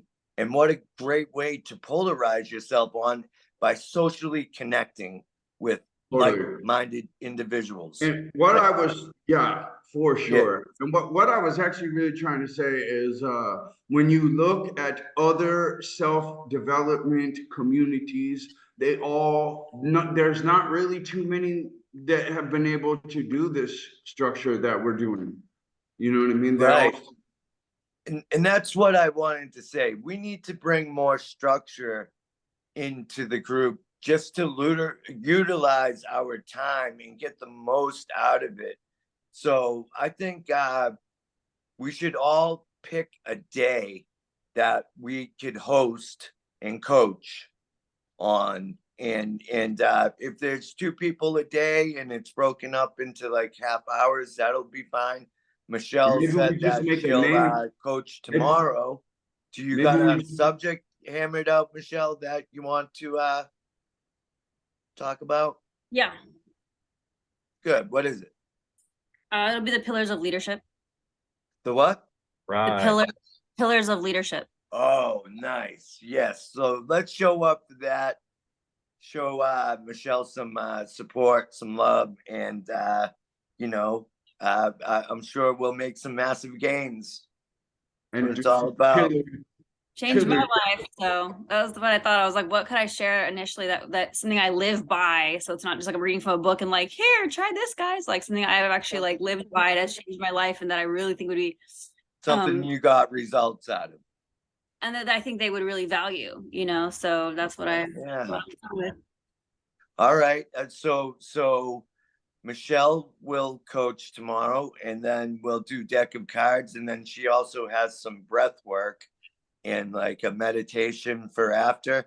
That'll be a great way to start a Saturday. I mean, come on. I'll put my hand up for Monday. Well, Okay. you know what? Stanton's got Monday. What about Yeah, you, John? I'll go a week. I'll go a week or a day next week. And I can share too because I've been sitting in the corner back here as wallflower. But I'll go over what we talked about. What are you talking about, Aaron? You're next. We know Oh, that. hey, there you go. Aaron's a pillar. He's a monument here. A lot of parallelism with all of us. At the core of there, I think there's, we're operating, and I feel like it's imperative to operate from that higher plane of love and gratitude, no matter what's happening. That's especially right. if you're dealing with, if you're dealing with adult children, and you want to scrap with them and shit. You have to stay on that plane of love, dude. No matter what, it is tricky. It's super tricky at times. It really is. And that's your ego though, right? So it's like, okay, well, if I buy into that right here, yeah, I'll get that. And like we've talked in Mike's old mastermind, that we call it the hot thought, a hot thought where you're like, oh, I want to get this guy right away, right? It's like short circuit that hot thought and you'll be a lot better. Because once you act on emotion and stuff, it feels good when you're doing it, but as soon as it's over, you're like, oh, thinking about it for 3 or 4 hours and stuff, you're like, God damn it.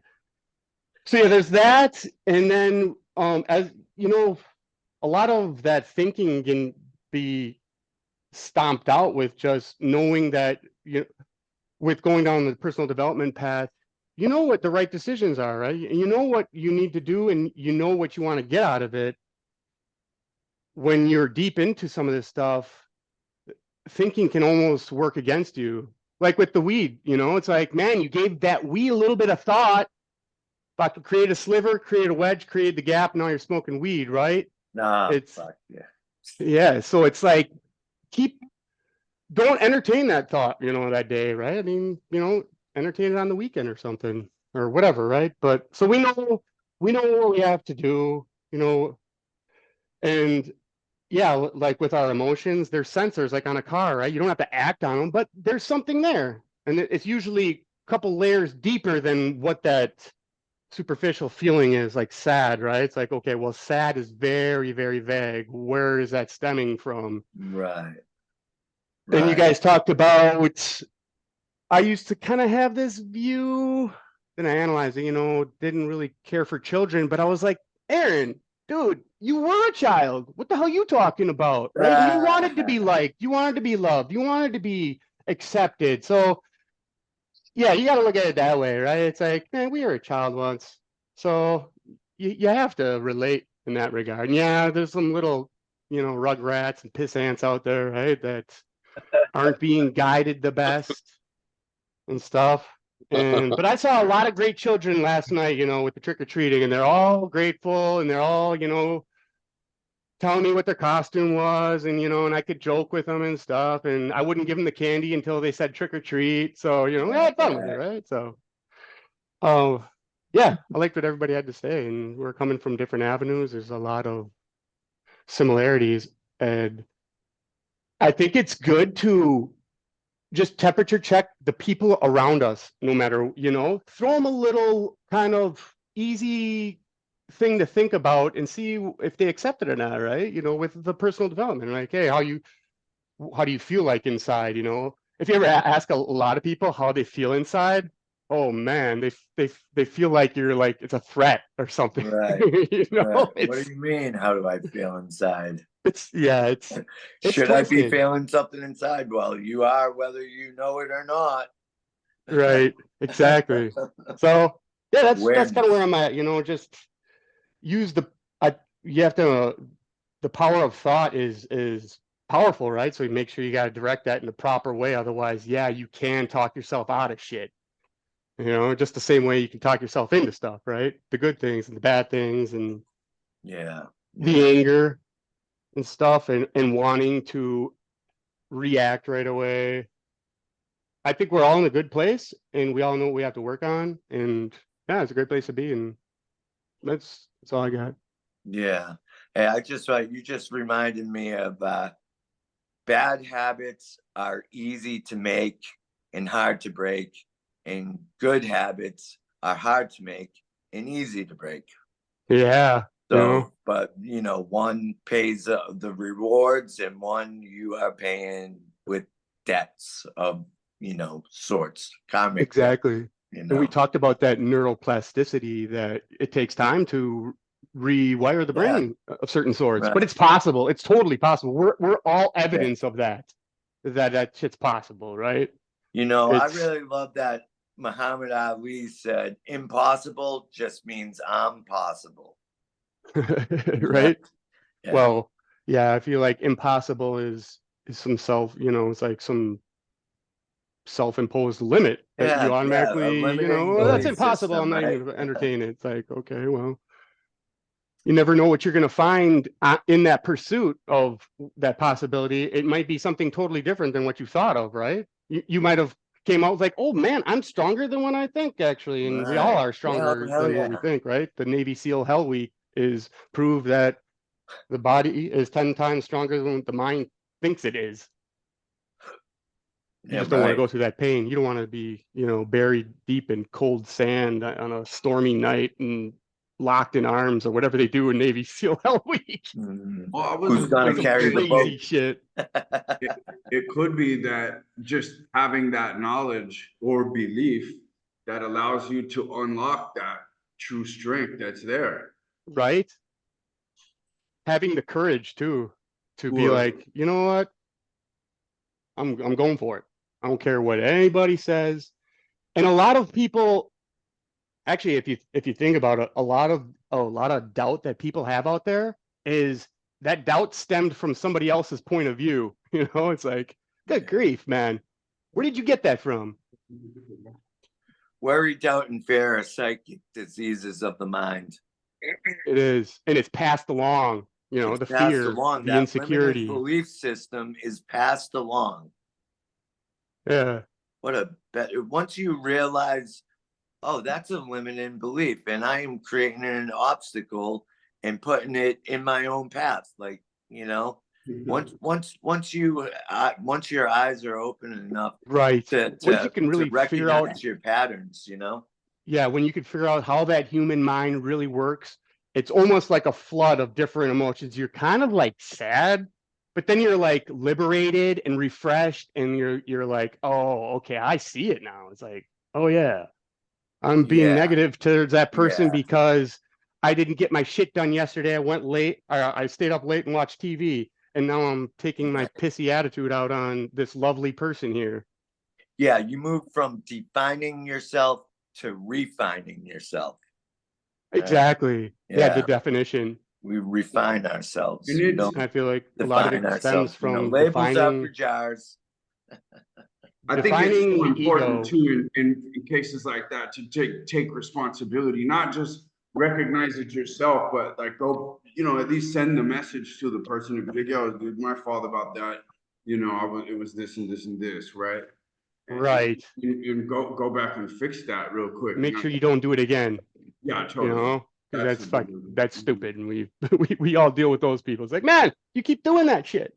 It's like that guy I talked about, you know, that got fired at work, kept doing this shit. It's like, dude, what do you think we're gonna put up with it? It's like, no, you're gone. You And he was blindsided too because the company had huge plans for him. He got blindsided. It's like, you're gone. What kind of Well, bullshit was he pulling? He I was don't just know what being that angry. condition- He was I- fucking Angry. slamming doors and throwing drawing packets around and shit. It's like, really? and he did Like that in front of a child new having a detailer temper girl. tantrum. Yeah, this young like 19-year-old girl who's just starting out, and it scared the shit out of her, dude. Like she thought she was gonna get murdered.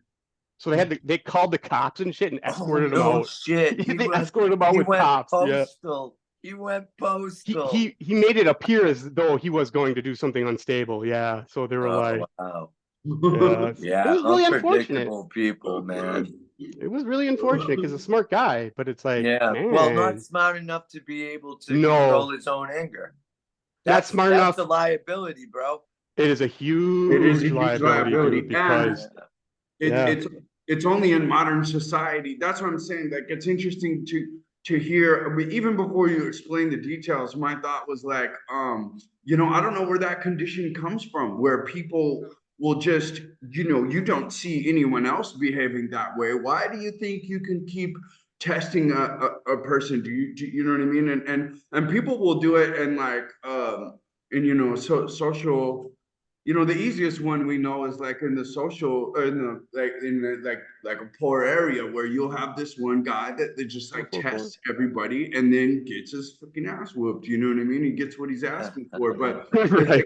many times he's gone on way longer than anyone should have let him, in my opinion, honestly. You know what For I mean? sure. And Yeah, where, stop that. and then it's just like, where does that condition come in the first place? It's an interesting psychological observation, right? To just be like, why do you think you can even do that? Do you not look around and see Right?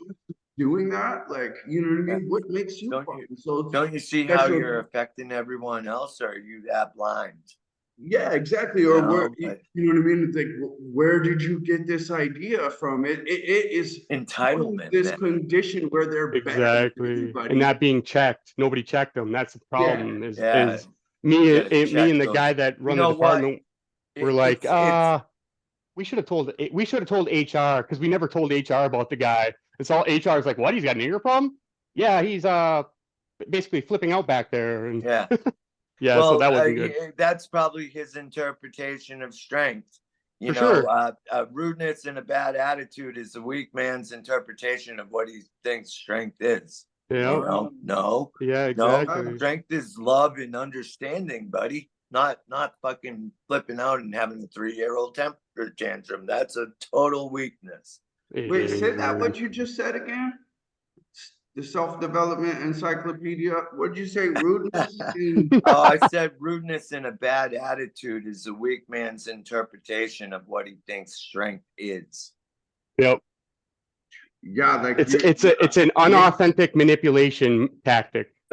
I know it worked before, right, you know. You threw a tantrum at some point and it worked. Somebody paid attention, and then it becomes a habit. And we all been there. For that person. It didn't work this time for him too well. He got shit canned. It's been a long time since since I had a tantrum. Fucking, I can't even remember. Yeah, hell yeah, dude. It was something crazy that happened too. So whatever, I right? had one recently, but I'm going through a lot of shit, and it Yeah. wasn't aimed at anyone. It was aimed up at the sky. I just was like yelling, and then I was like, "Oh, all right, that was therapeutic. That's over." It can be therapeutic a little bit, right? Yeah, it's Go out into the middle of the woods and go, get it out.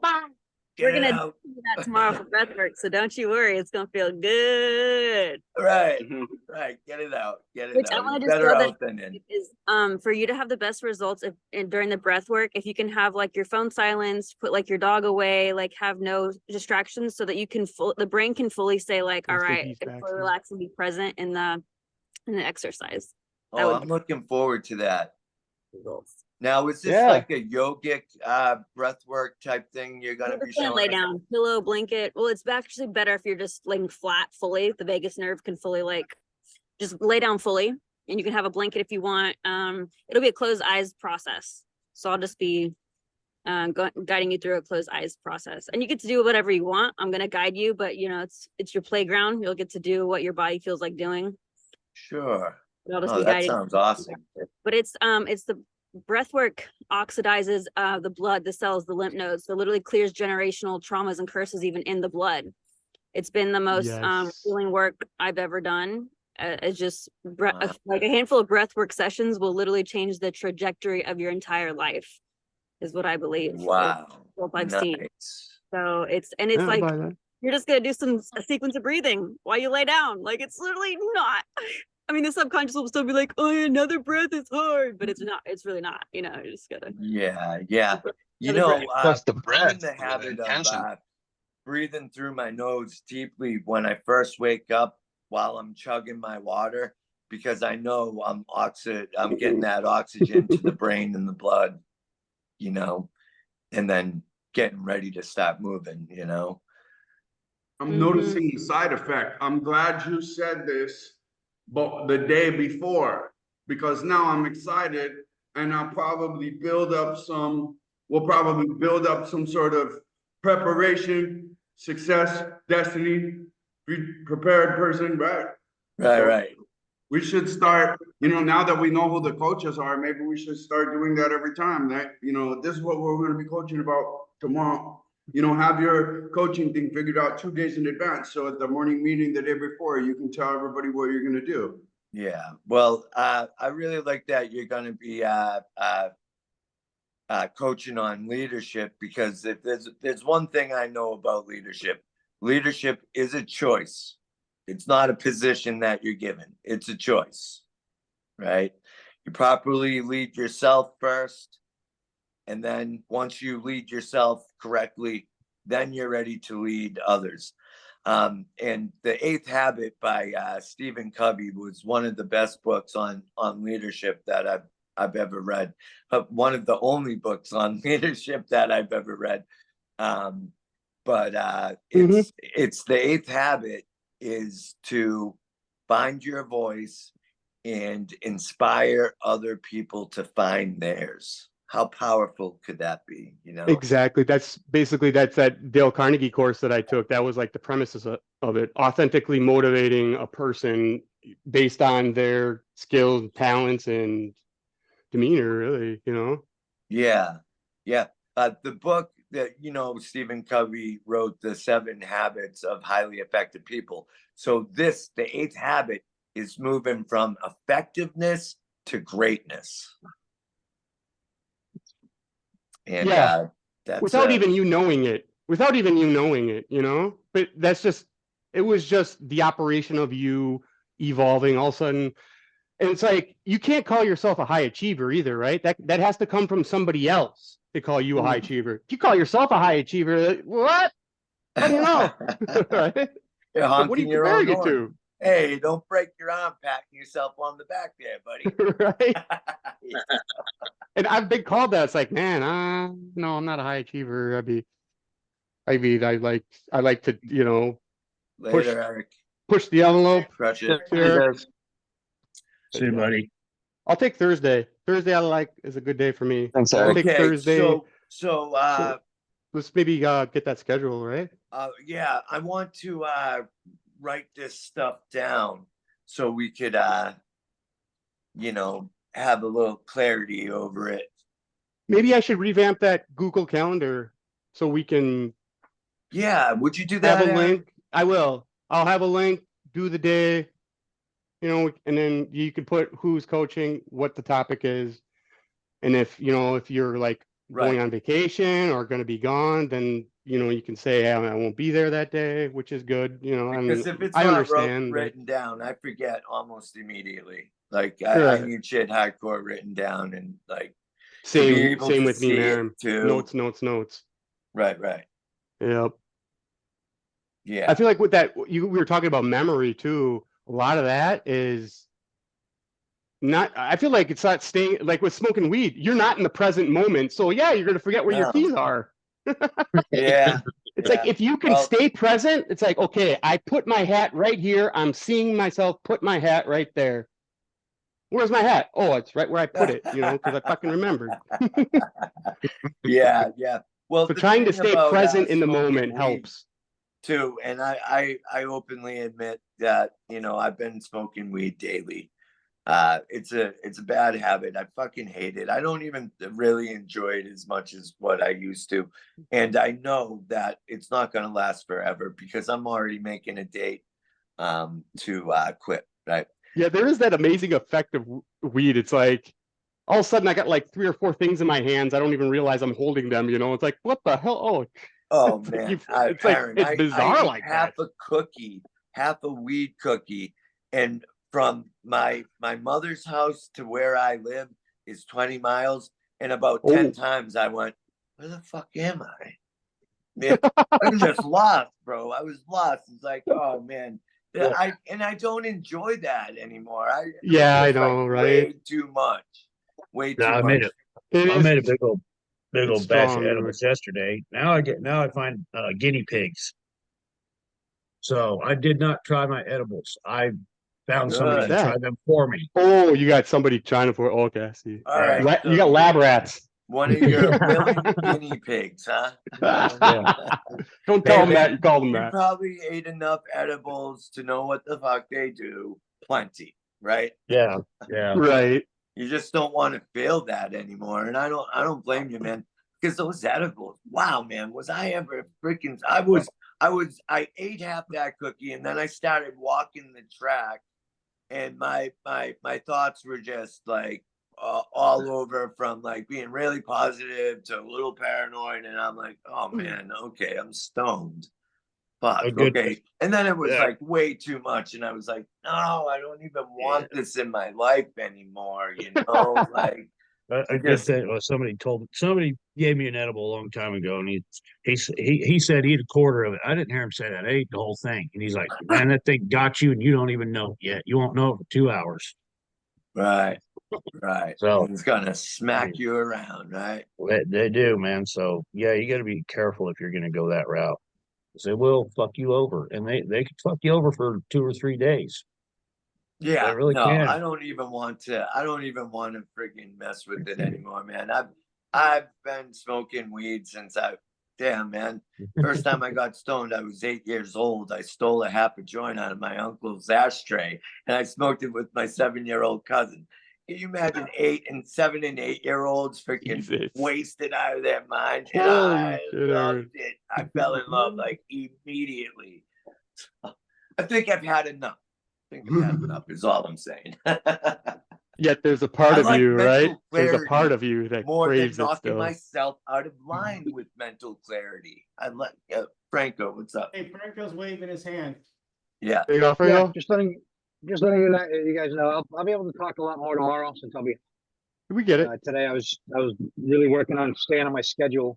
Last week I spoke a little too much and I ended up screwing myself over.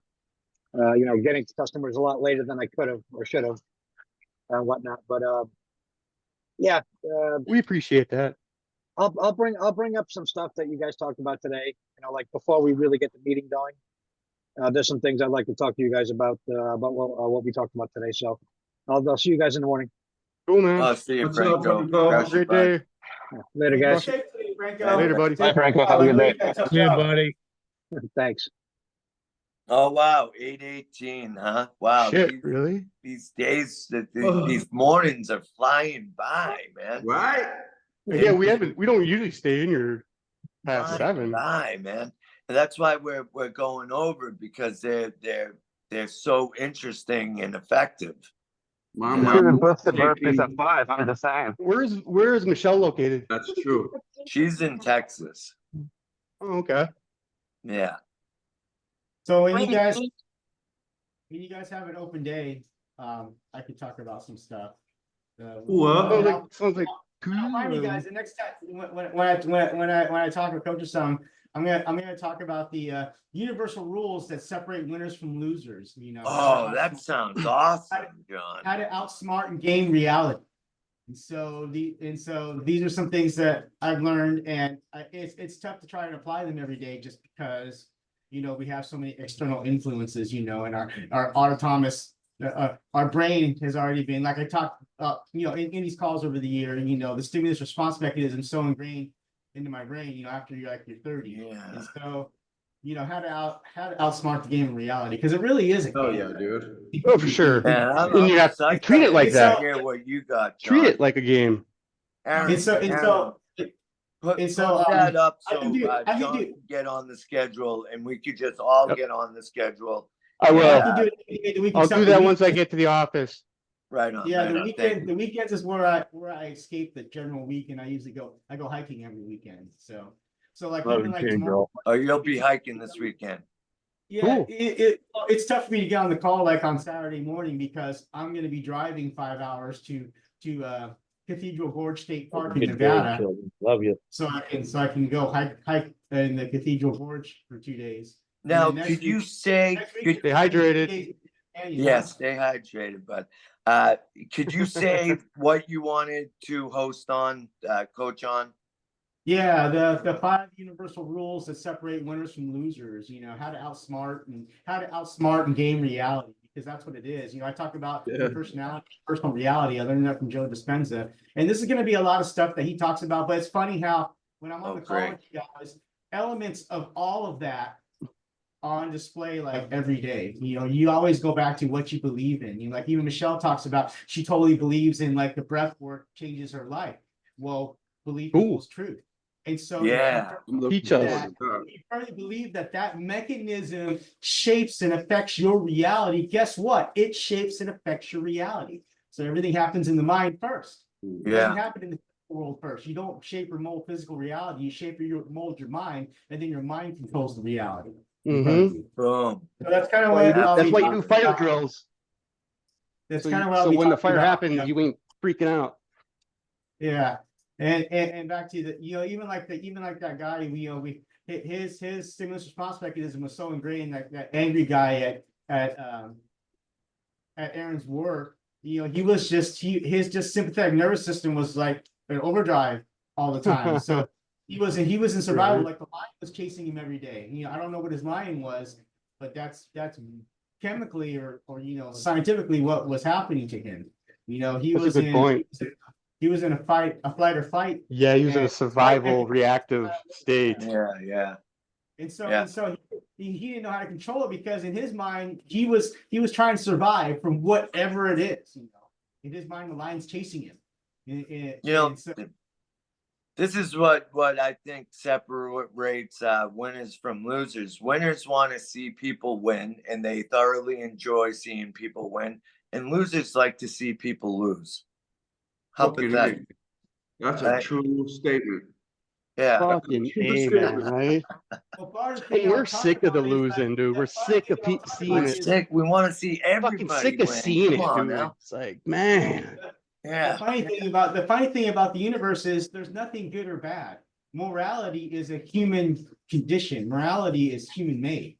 The universe works in laws of energy. In the frequency of that energy. And so good or bad is something that we label. Well, it has nothing to do with the universe. The universe doesn't care. The universe works in vibration and energy. And so if you label it as bad energy, it's bad energy. If you label it as good energy, it's good energy. The drug dealer thinks they're doing good. in their own mind. The Hey, what firefighter separates? No, they don't. Hey, No, what they don't. separates a highly Well, it's successful good for criminal them. to a It highly is good. successful No, they don't. entrepreneur? They know very well exactly, because I know them, a bunch of them in the top and the bottom, and they know very well what they're doing, and they know that it's wrong. And they all suffer. I mean, I know a guy that has to get a massage all day, every day, because of the stress related. Yeah, because he knows what he's doing is wrong, and he's doing it in such a high volume. You know what I'm saying? All these people, a lot of it, and that's why they're all fucked up on 10 different drugs at once too, Right. because they know what they're doing is wrong. And I mean, I love John, everything you've ever said, like I'm absolutely in love with. I'm not challenging you in any way, but I'm struggling No, to it's just understand the good and bad doesn't exist thing, right? And that it's all energy. Because I do definitely understand that we don't build strength without overcoming bad challenges. So the bad really feeds the good in the end. But I do also think that there's two different intentions out there, right?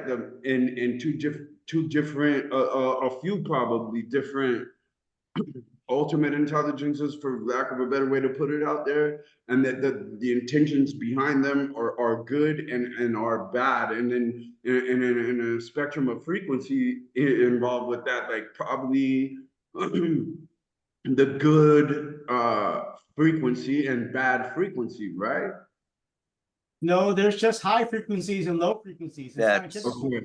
Yeah. Frequencies are vibrating at a higher cyclic rate or a lower cyclic rate. Now, whether you feel that higher or lower frequency is good or bad is up to you in what you believe in.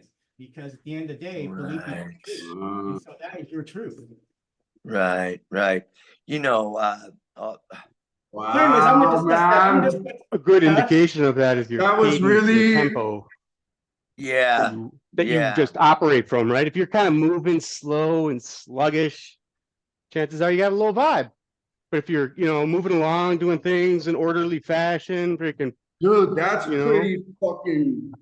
Thank you for that one. You don't make the same choices when you're in a high vibing frequency as you do in a low vibing one. It's just no, because you're trying to escape the low vibe, right? And that's I'm always trying to, man. I don't like it. I don't want to exist there. And you know what's here's the unfortunate, and this is like that podcast I did yesterday. I wish I would have done this meeting before that, honestly, because that's what we try to kill in little kids. We label them HDH when what AK just said about the energy association, where when a person who's got a lot of energy, they've got a lot of energy because they're in that high vibe energy zone. And then that's what we're targeting with the little kiddos, is specifically that they're in a good zone. What the fuck? You know what I mean? Like, definitely the social scientists at the top of the food chain understand this shit. You know what I mean? Psychologists or whatever. You know what I mean? Hey, it's funny that John was talking about this, because I read this in a chapter in Byways of Blessedness called Seeing No Evil. It's just a paragraph. I just want to read it to you people real quick. Okay, check this out. Shakespeare, through one of his characters, says, "There is no darkness but ignorance. All evil is ignorance. In dense darkness of mind, in the removal of sin from one's mind, is a coming out of darkness into spiritual light. Evil is a negation of good, just as darkness is the negation or absence of light. And what is there in a negation to arouse anger or resentment? When night settles down upon the world, who is so foolish to rail against the darkness? The enlightened man, likewise, does not accuse or condemn the spiritual darkness in men's hearts, which is manifested in the form of sin, though by gentle reproof he may sometimes point out where the light lies." I had to start that little paragraph because you know, good and evil are opposite sides of the same coin. It's interesting because Shakespeare also said, nothing is good nor evil, but thinking makes it so. Oh shit. Yeah. Changes. Yeah. That's right. Perspective. Yep. Yeah. I also want to say something about like the vibration, how Changology was discussing.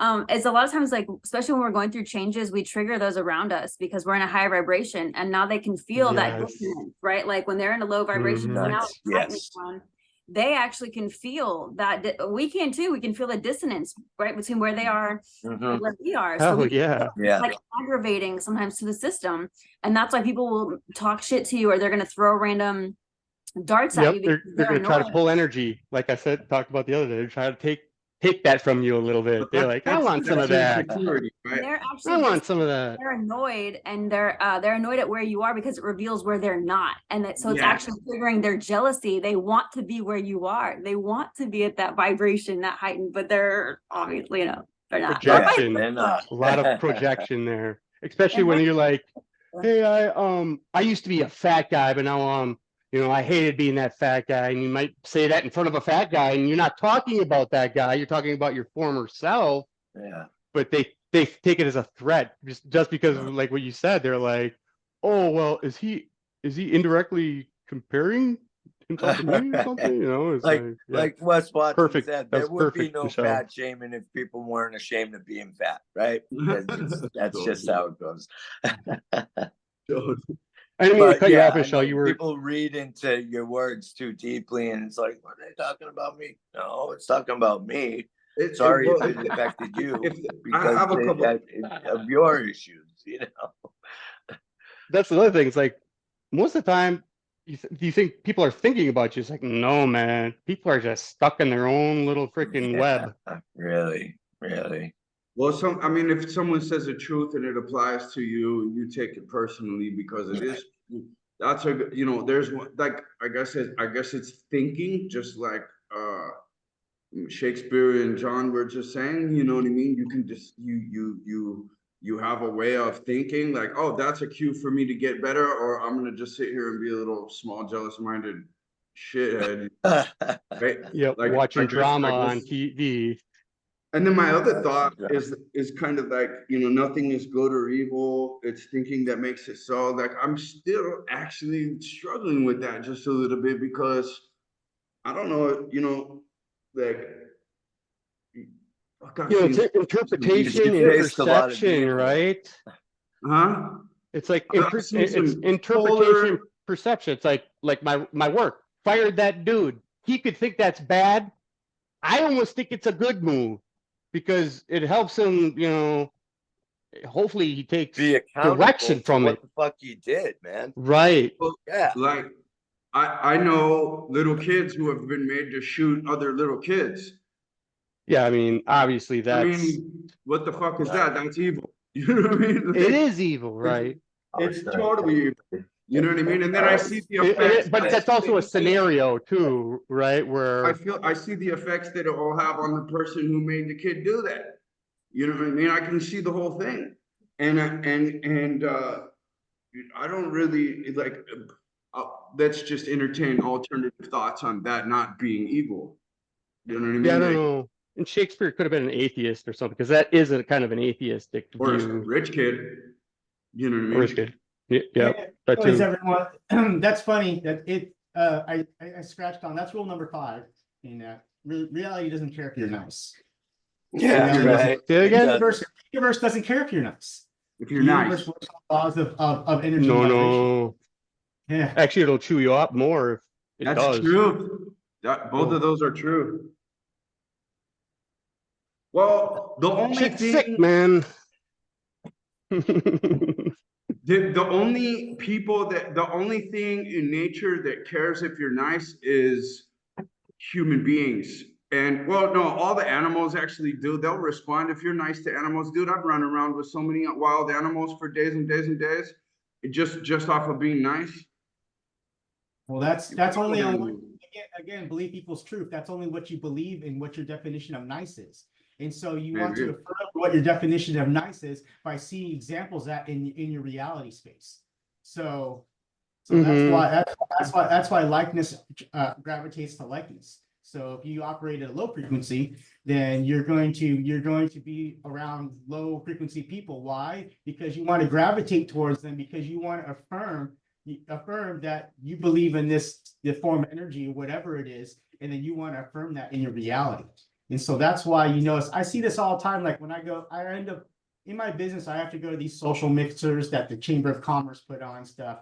And it's funny how you see happy people like mingle with happy people, and you see angry people with angry people, and you see they separate into these little social groups. I noticed that even like social settings with all kinds of different people. Like you say, like when I'm in high school, like the stoners are with the stoners, the long-haired rockers with this, the goths were with the goths. Because they want to, their beliefs, whatever they believe in their mind is their reality. They want to affirm that by seeing examples of that in the reality. How do they find examples of that? They have to find other people's realities that gel with what they believe in. And so again, belief equals truth. Believe whatever you want to believe in, because what you believe in, everything starts in the mind. That's what your reality is going to be. And you can change that by changing what you perceive as reality. So by say, like, if I want to be a rich person, what do you need to do? You need to hang out with rich people. You need to see how they construct their reality, and you get affirmations of what they do and doesn't do that works and shapes and molds their realities. And so I think that's where, social media has gotten to control the world or people, because we can share what we envision, or we can shape people's realities by not actually being in front of them. And we are using technology. So anyways, that's there are five rules, and they're more modern. It's like a modern version of other things, using universal laws, energy, and you'll see universal laws in it anyway. So, anytime during the week, I'll be able to talk about that, but not on the weekends. Like I said, on the weekends for me, where I disconnect from the general world and I go experience more silence, because that's a lot of times is like you can shape and mold your reality by disconnecting yourself from external influences and seeing something you've never seen. Dude. There's some rejuvenation there. That's such a necessary practice. Nature, dude. Nature. I go see these amazing spaces in the world. Answers are all there. There are so many guys. places. Have a good day. Later, Danny. Later. Hey, Danny, thank you for leading today. Good one. Yeah, thanks, Danny. Thanks, you. Danny. That's cool, man. Good stuff. Topics are infinite. We proved that. Yeah. John reminded me of my the thing that I downloaded from Brian Tracy, the universal laws of success and achievement, and how all the universal laws really stem from the top 12 there. They're like little subgenres or sub laws, or secondary, or even 3 laws out, not to the primary laws. Yes. But, I love that, man. The universal laws of success and achievement. Ooh, And I had an idea for a topic. It would be I have an idea. I don't think it will be my upcoming topic, but maybe the following one is I will challenge everybody to make up their own universal law. Oh wow, That's a good one. Right? That's a good one. Yeah. So honestly, maybe think about that. Think about that. I'm gonna, because it's like, I mean, you can think of like anything, right? It's like shit. Yeah. Yeah. I think we pick our day. We need to put it in the comments and comment. Well, I was gonna make a link. Yeah, and then Aaron's gonna put up a little schedule thing that he made I'll up put up before. a Google Calendar, and we'll see if that's a good okay. If that's a good tool. But if One day. somebody knows anything better, a better app, then we can try that. But Well, we'll try I that one think out first. I think we should post what we plan on teaching about. That way, That's what I was gonna say. That's Yeah. right. we can That's all right. I jump in believe and that. make our I own think that notes too. and maybe be better prepared for the meetings.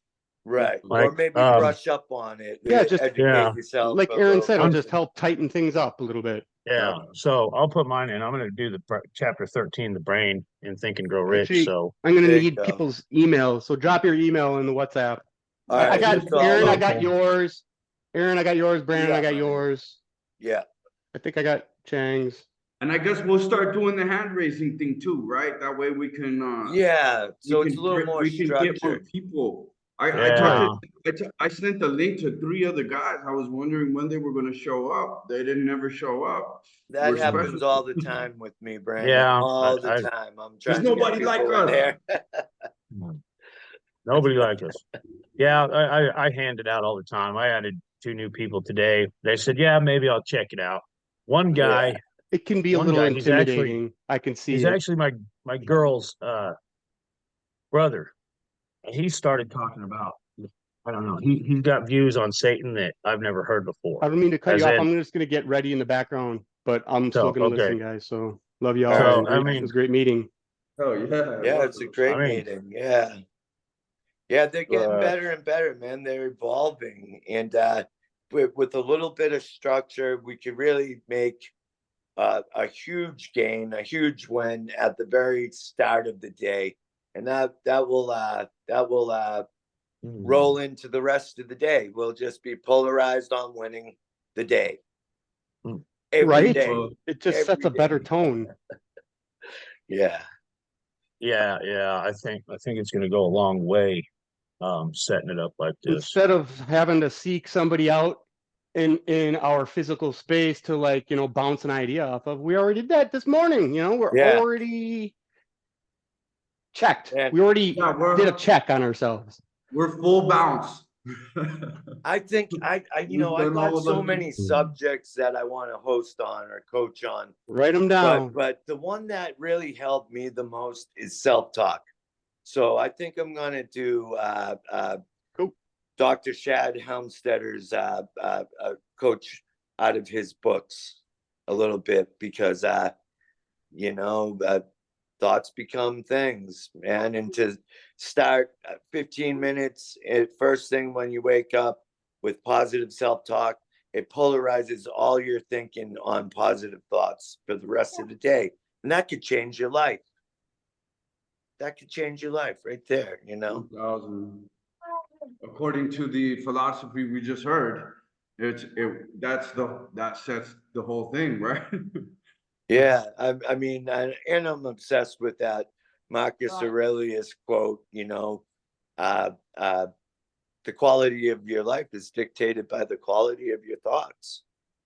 Yeah. And I think what he said, I think also Marcus Aurelius is the man, and just do what's right. And now you're just do what's right. And now you're not off your destiny call at all. You're not living any kind of lie thing, you know what I mean? You did what's right. You know that about each step. And that's why I was telling this guy just the other day. It's just like, bro, once you get 3 or 4 years where all you've done is the right thing, what the fuck is anyone gonna say to you? Yeah.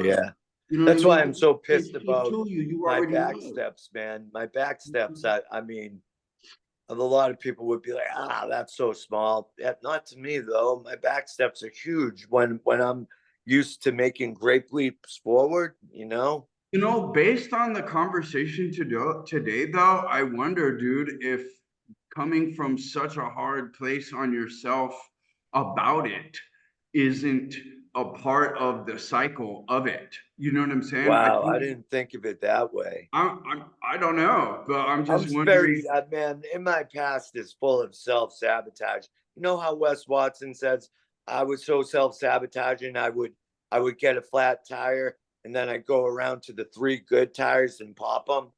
That was me, man. I mean, not only that, but I'd break out the tire iron. I'd fucking smash out every window. Oh my God. Douse it in gasoline, torch it, roll it off a cliff, steamroll the motherfucker once it's down.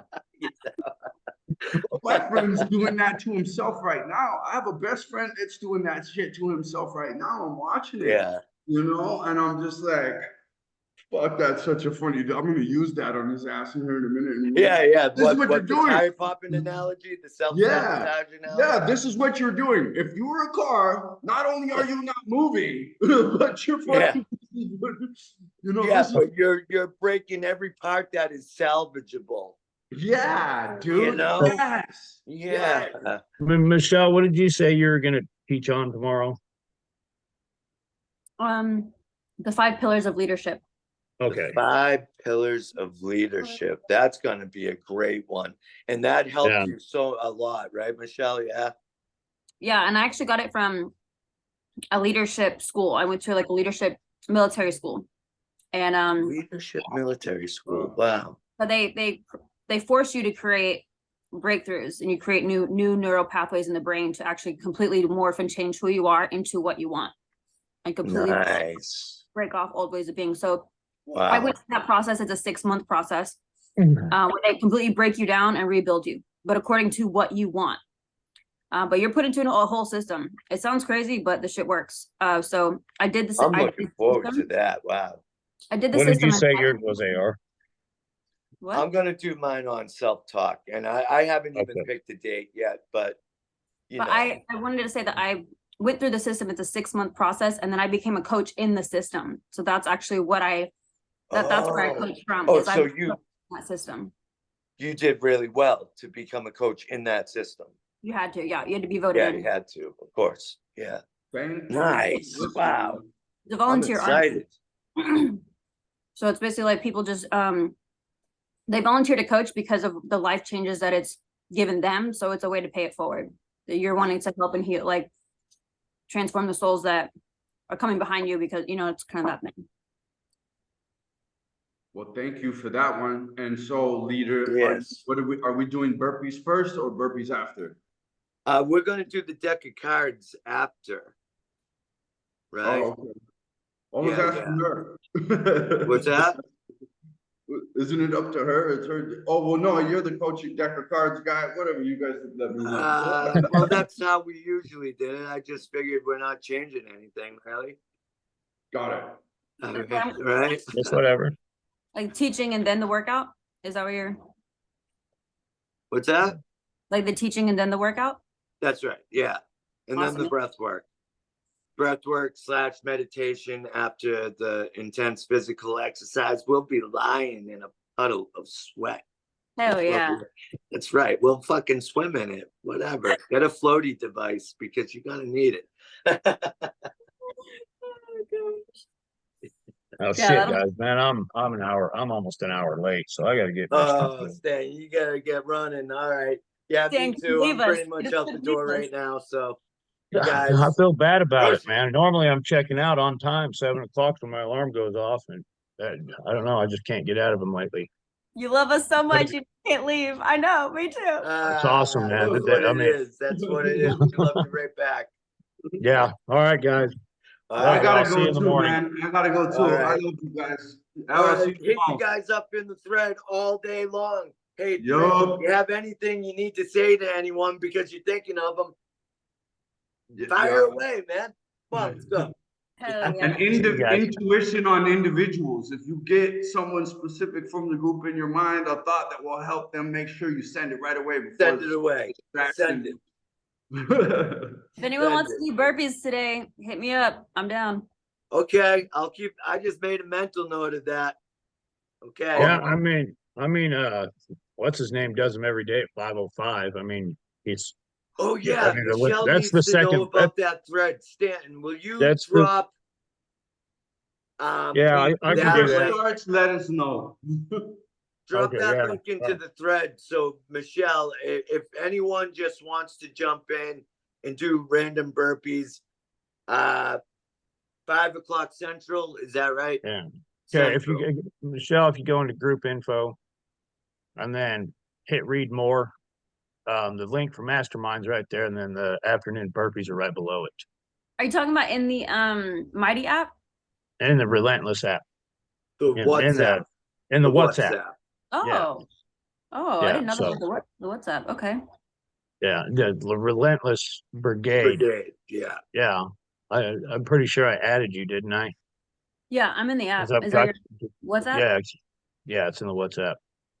Cool. And I was also let me see. thinking Let's see if I can just post it in the thread. of naming a little like subgroup or you know, I've been obsessed about internal solutions being one name, and then energetic investments, because I just think they sound mature. I don't know. I'm very immature, so I admit it. And I don't like it when people say immature like this, immature. It's a sign that they're immature. So that's I don't know. I'm all over the place. All right, guys, good bounce. Love you all. See ya. Bye. See you guys tomorrow. Let's get Hey, it. guys. Everyone have a blessed day. You too, You bro. too. Thank you. All right. I'm posting it now, so you should have it.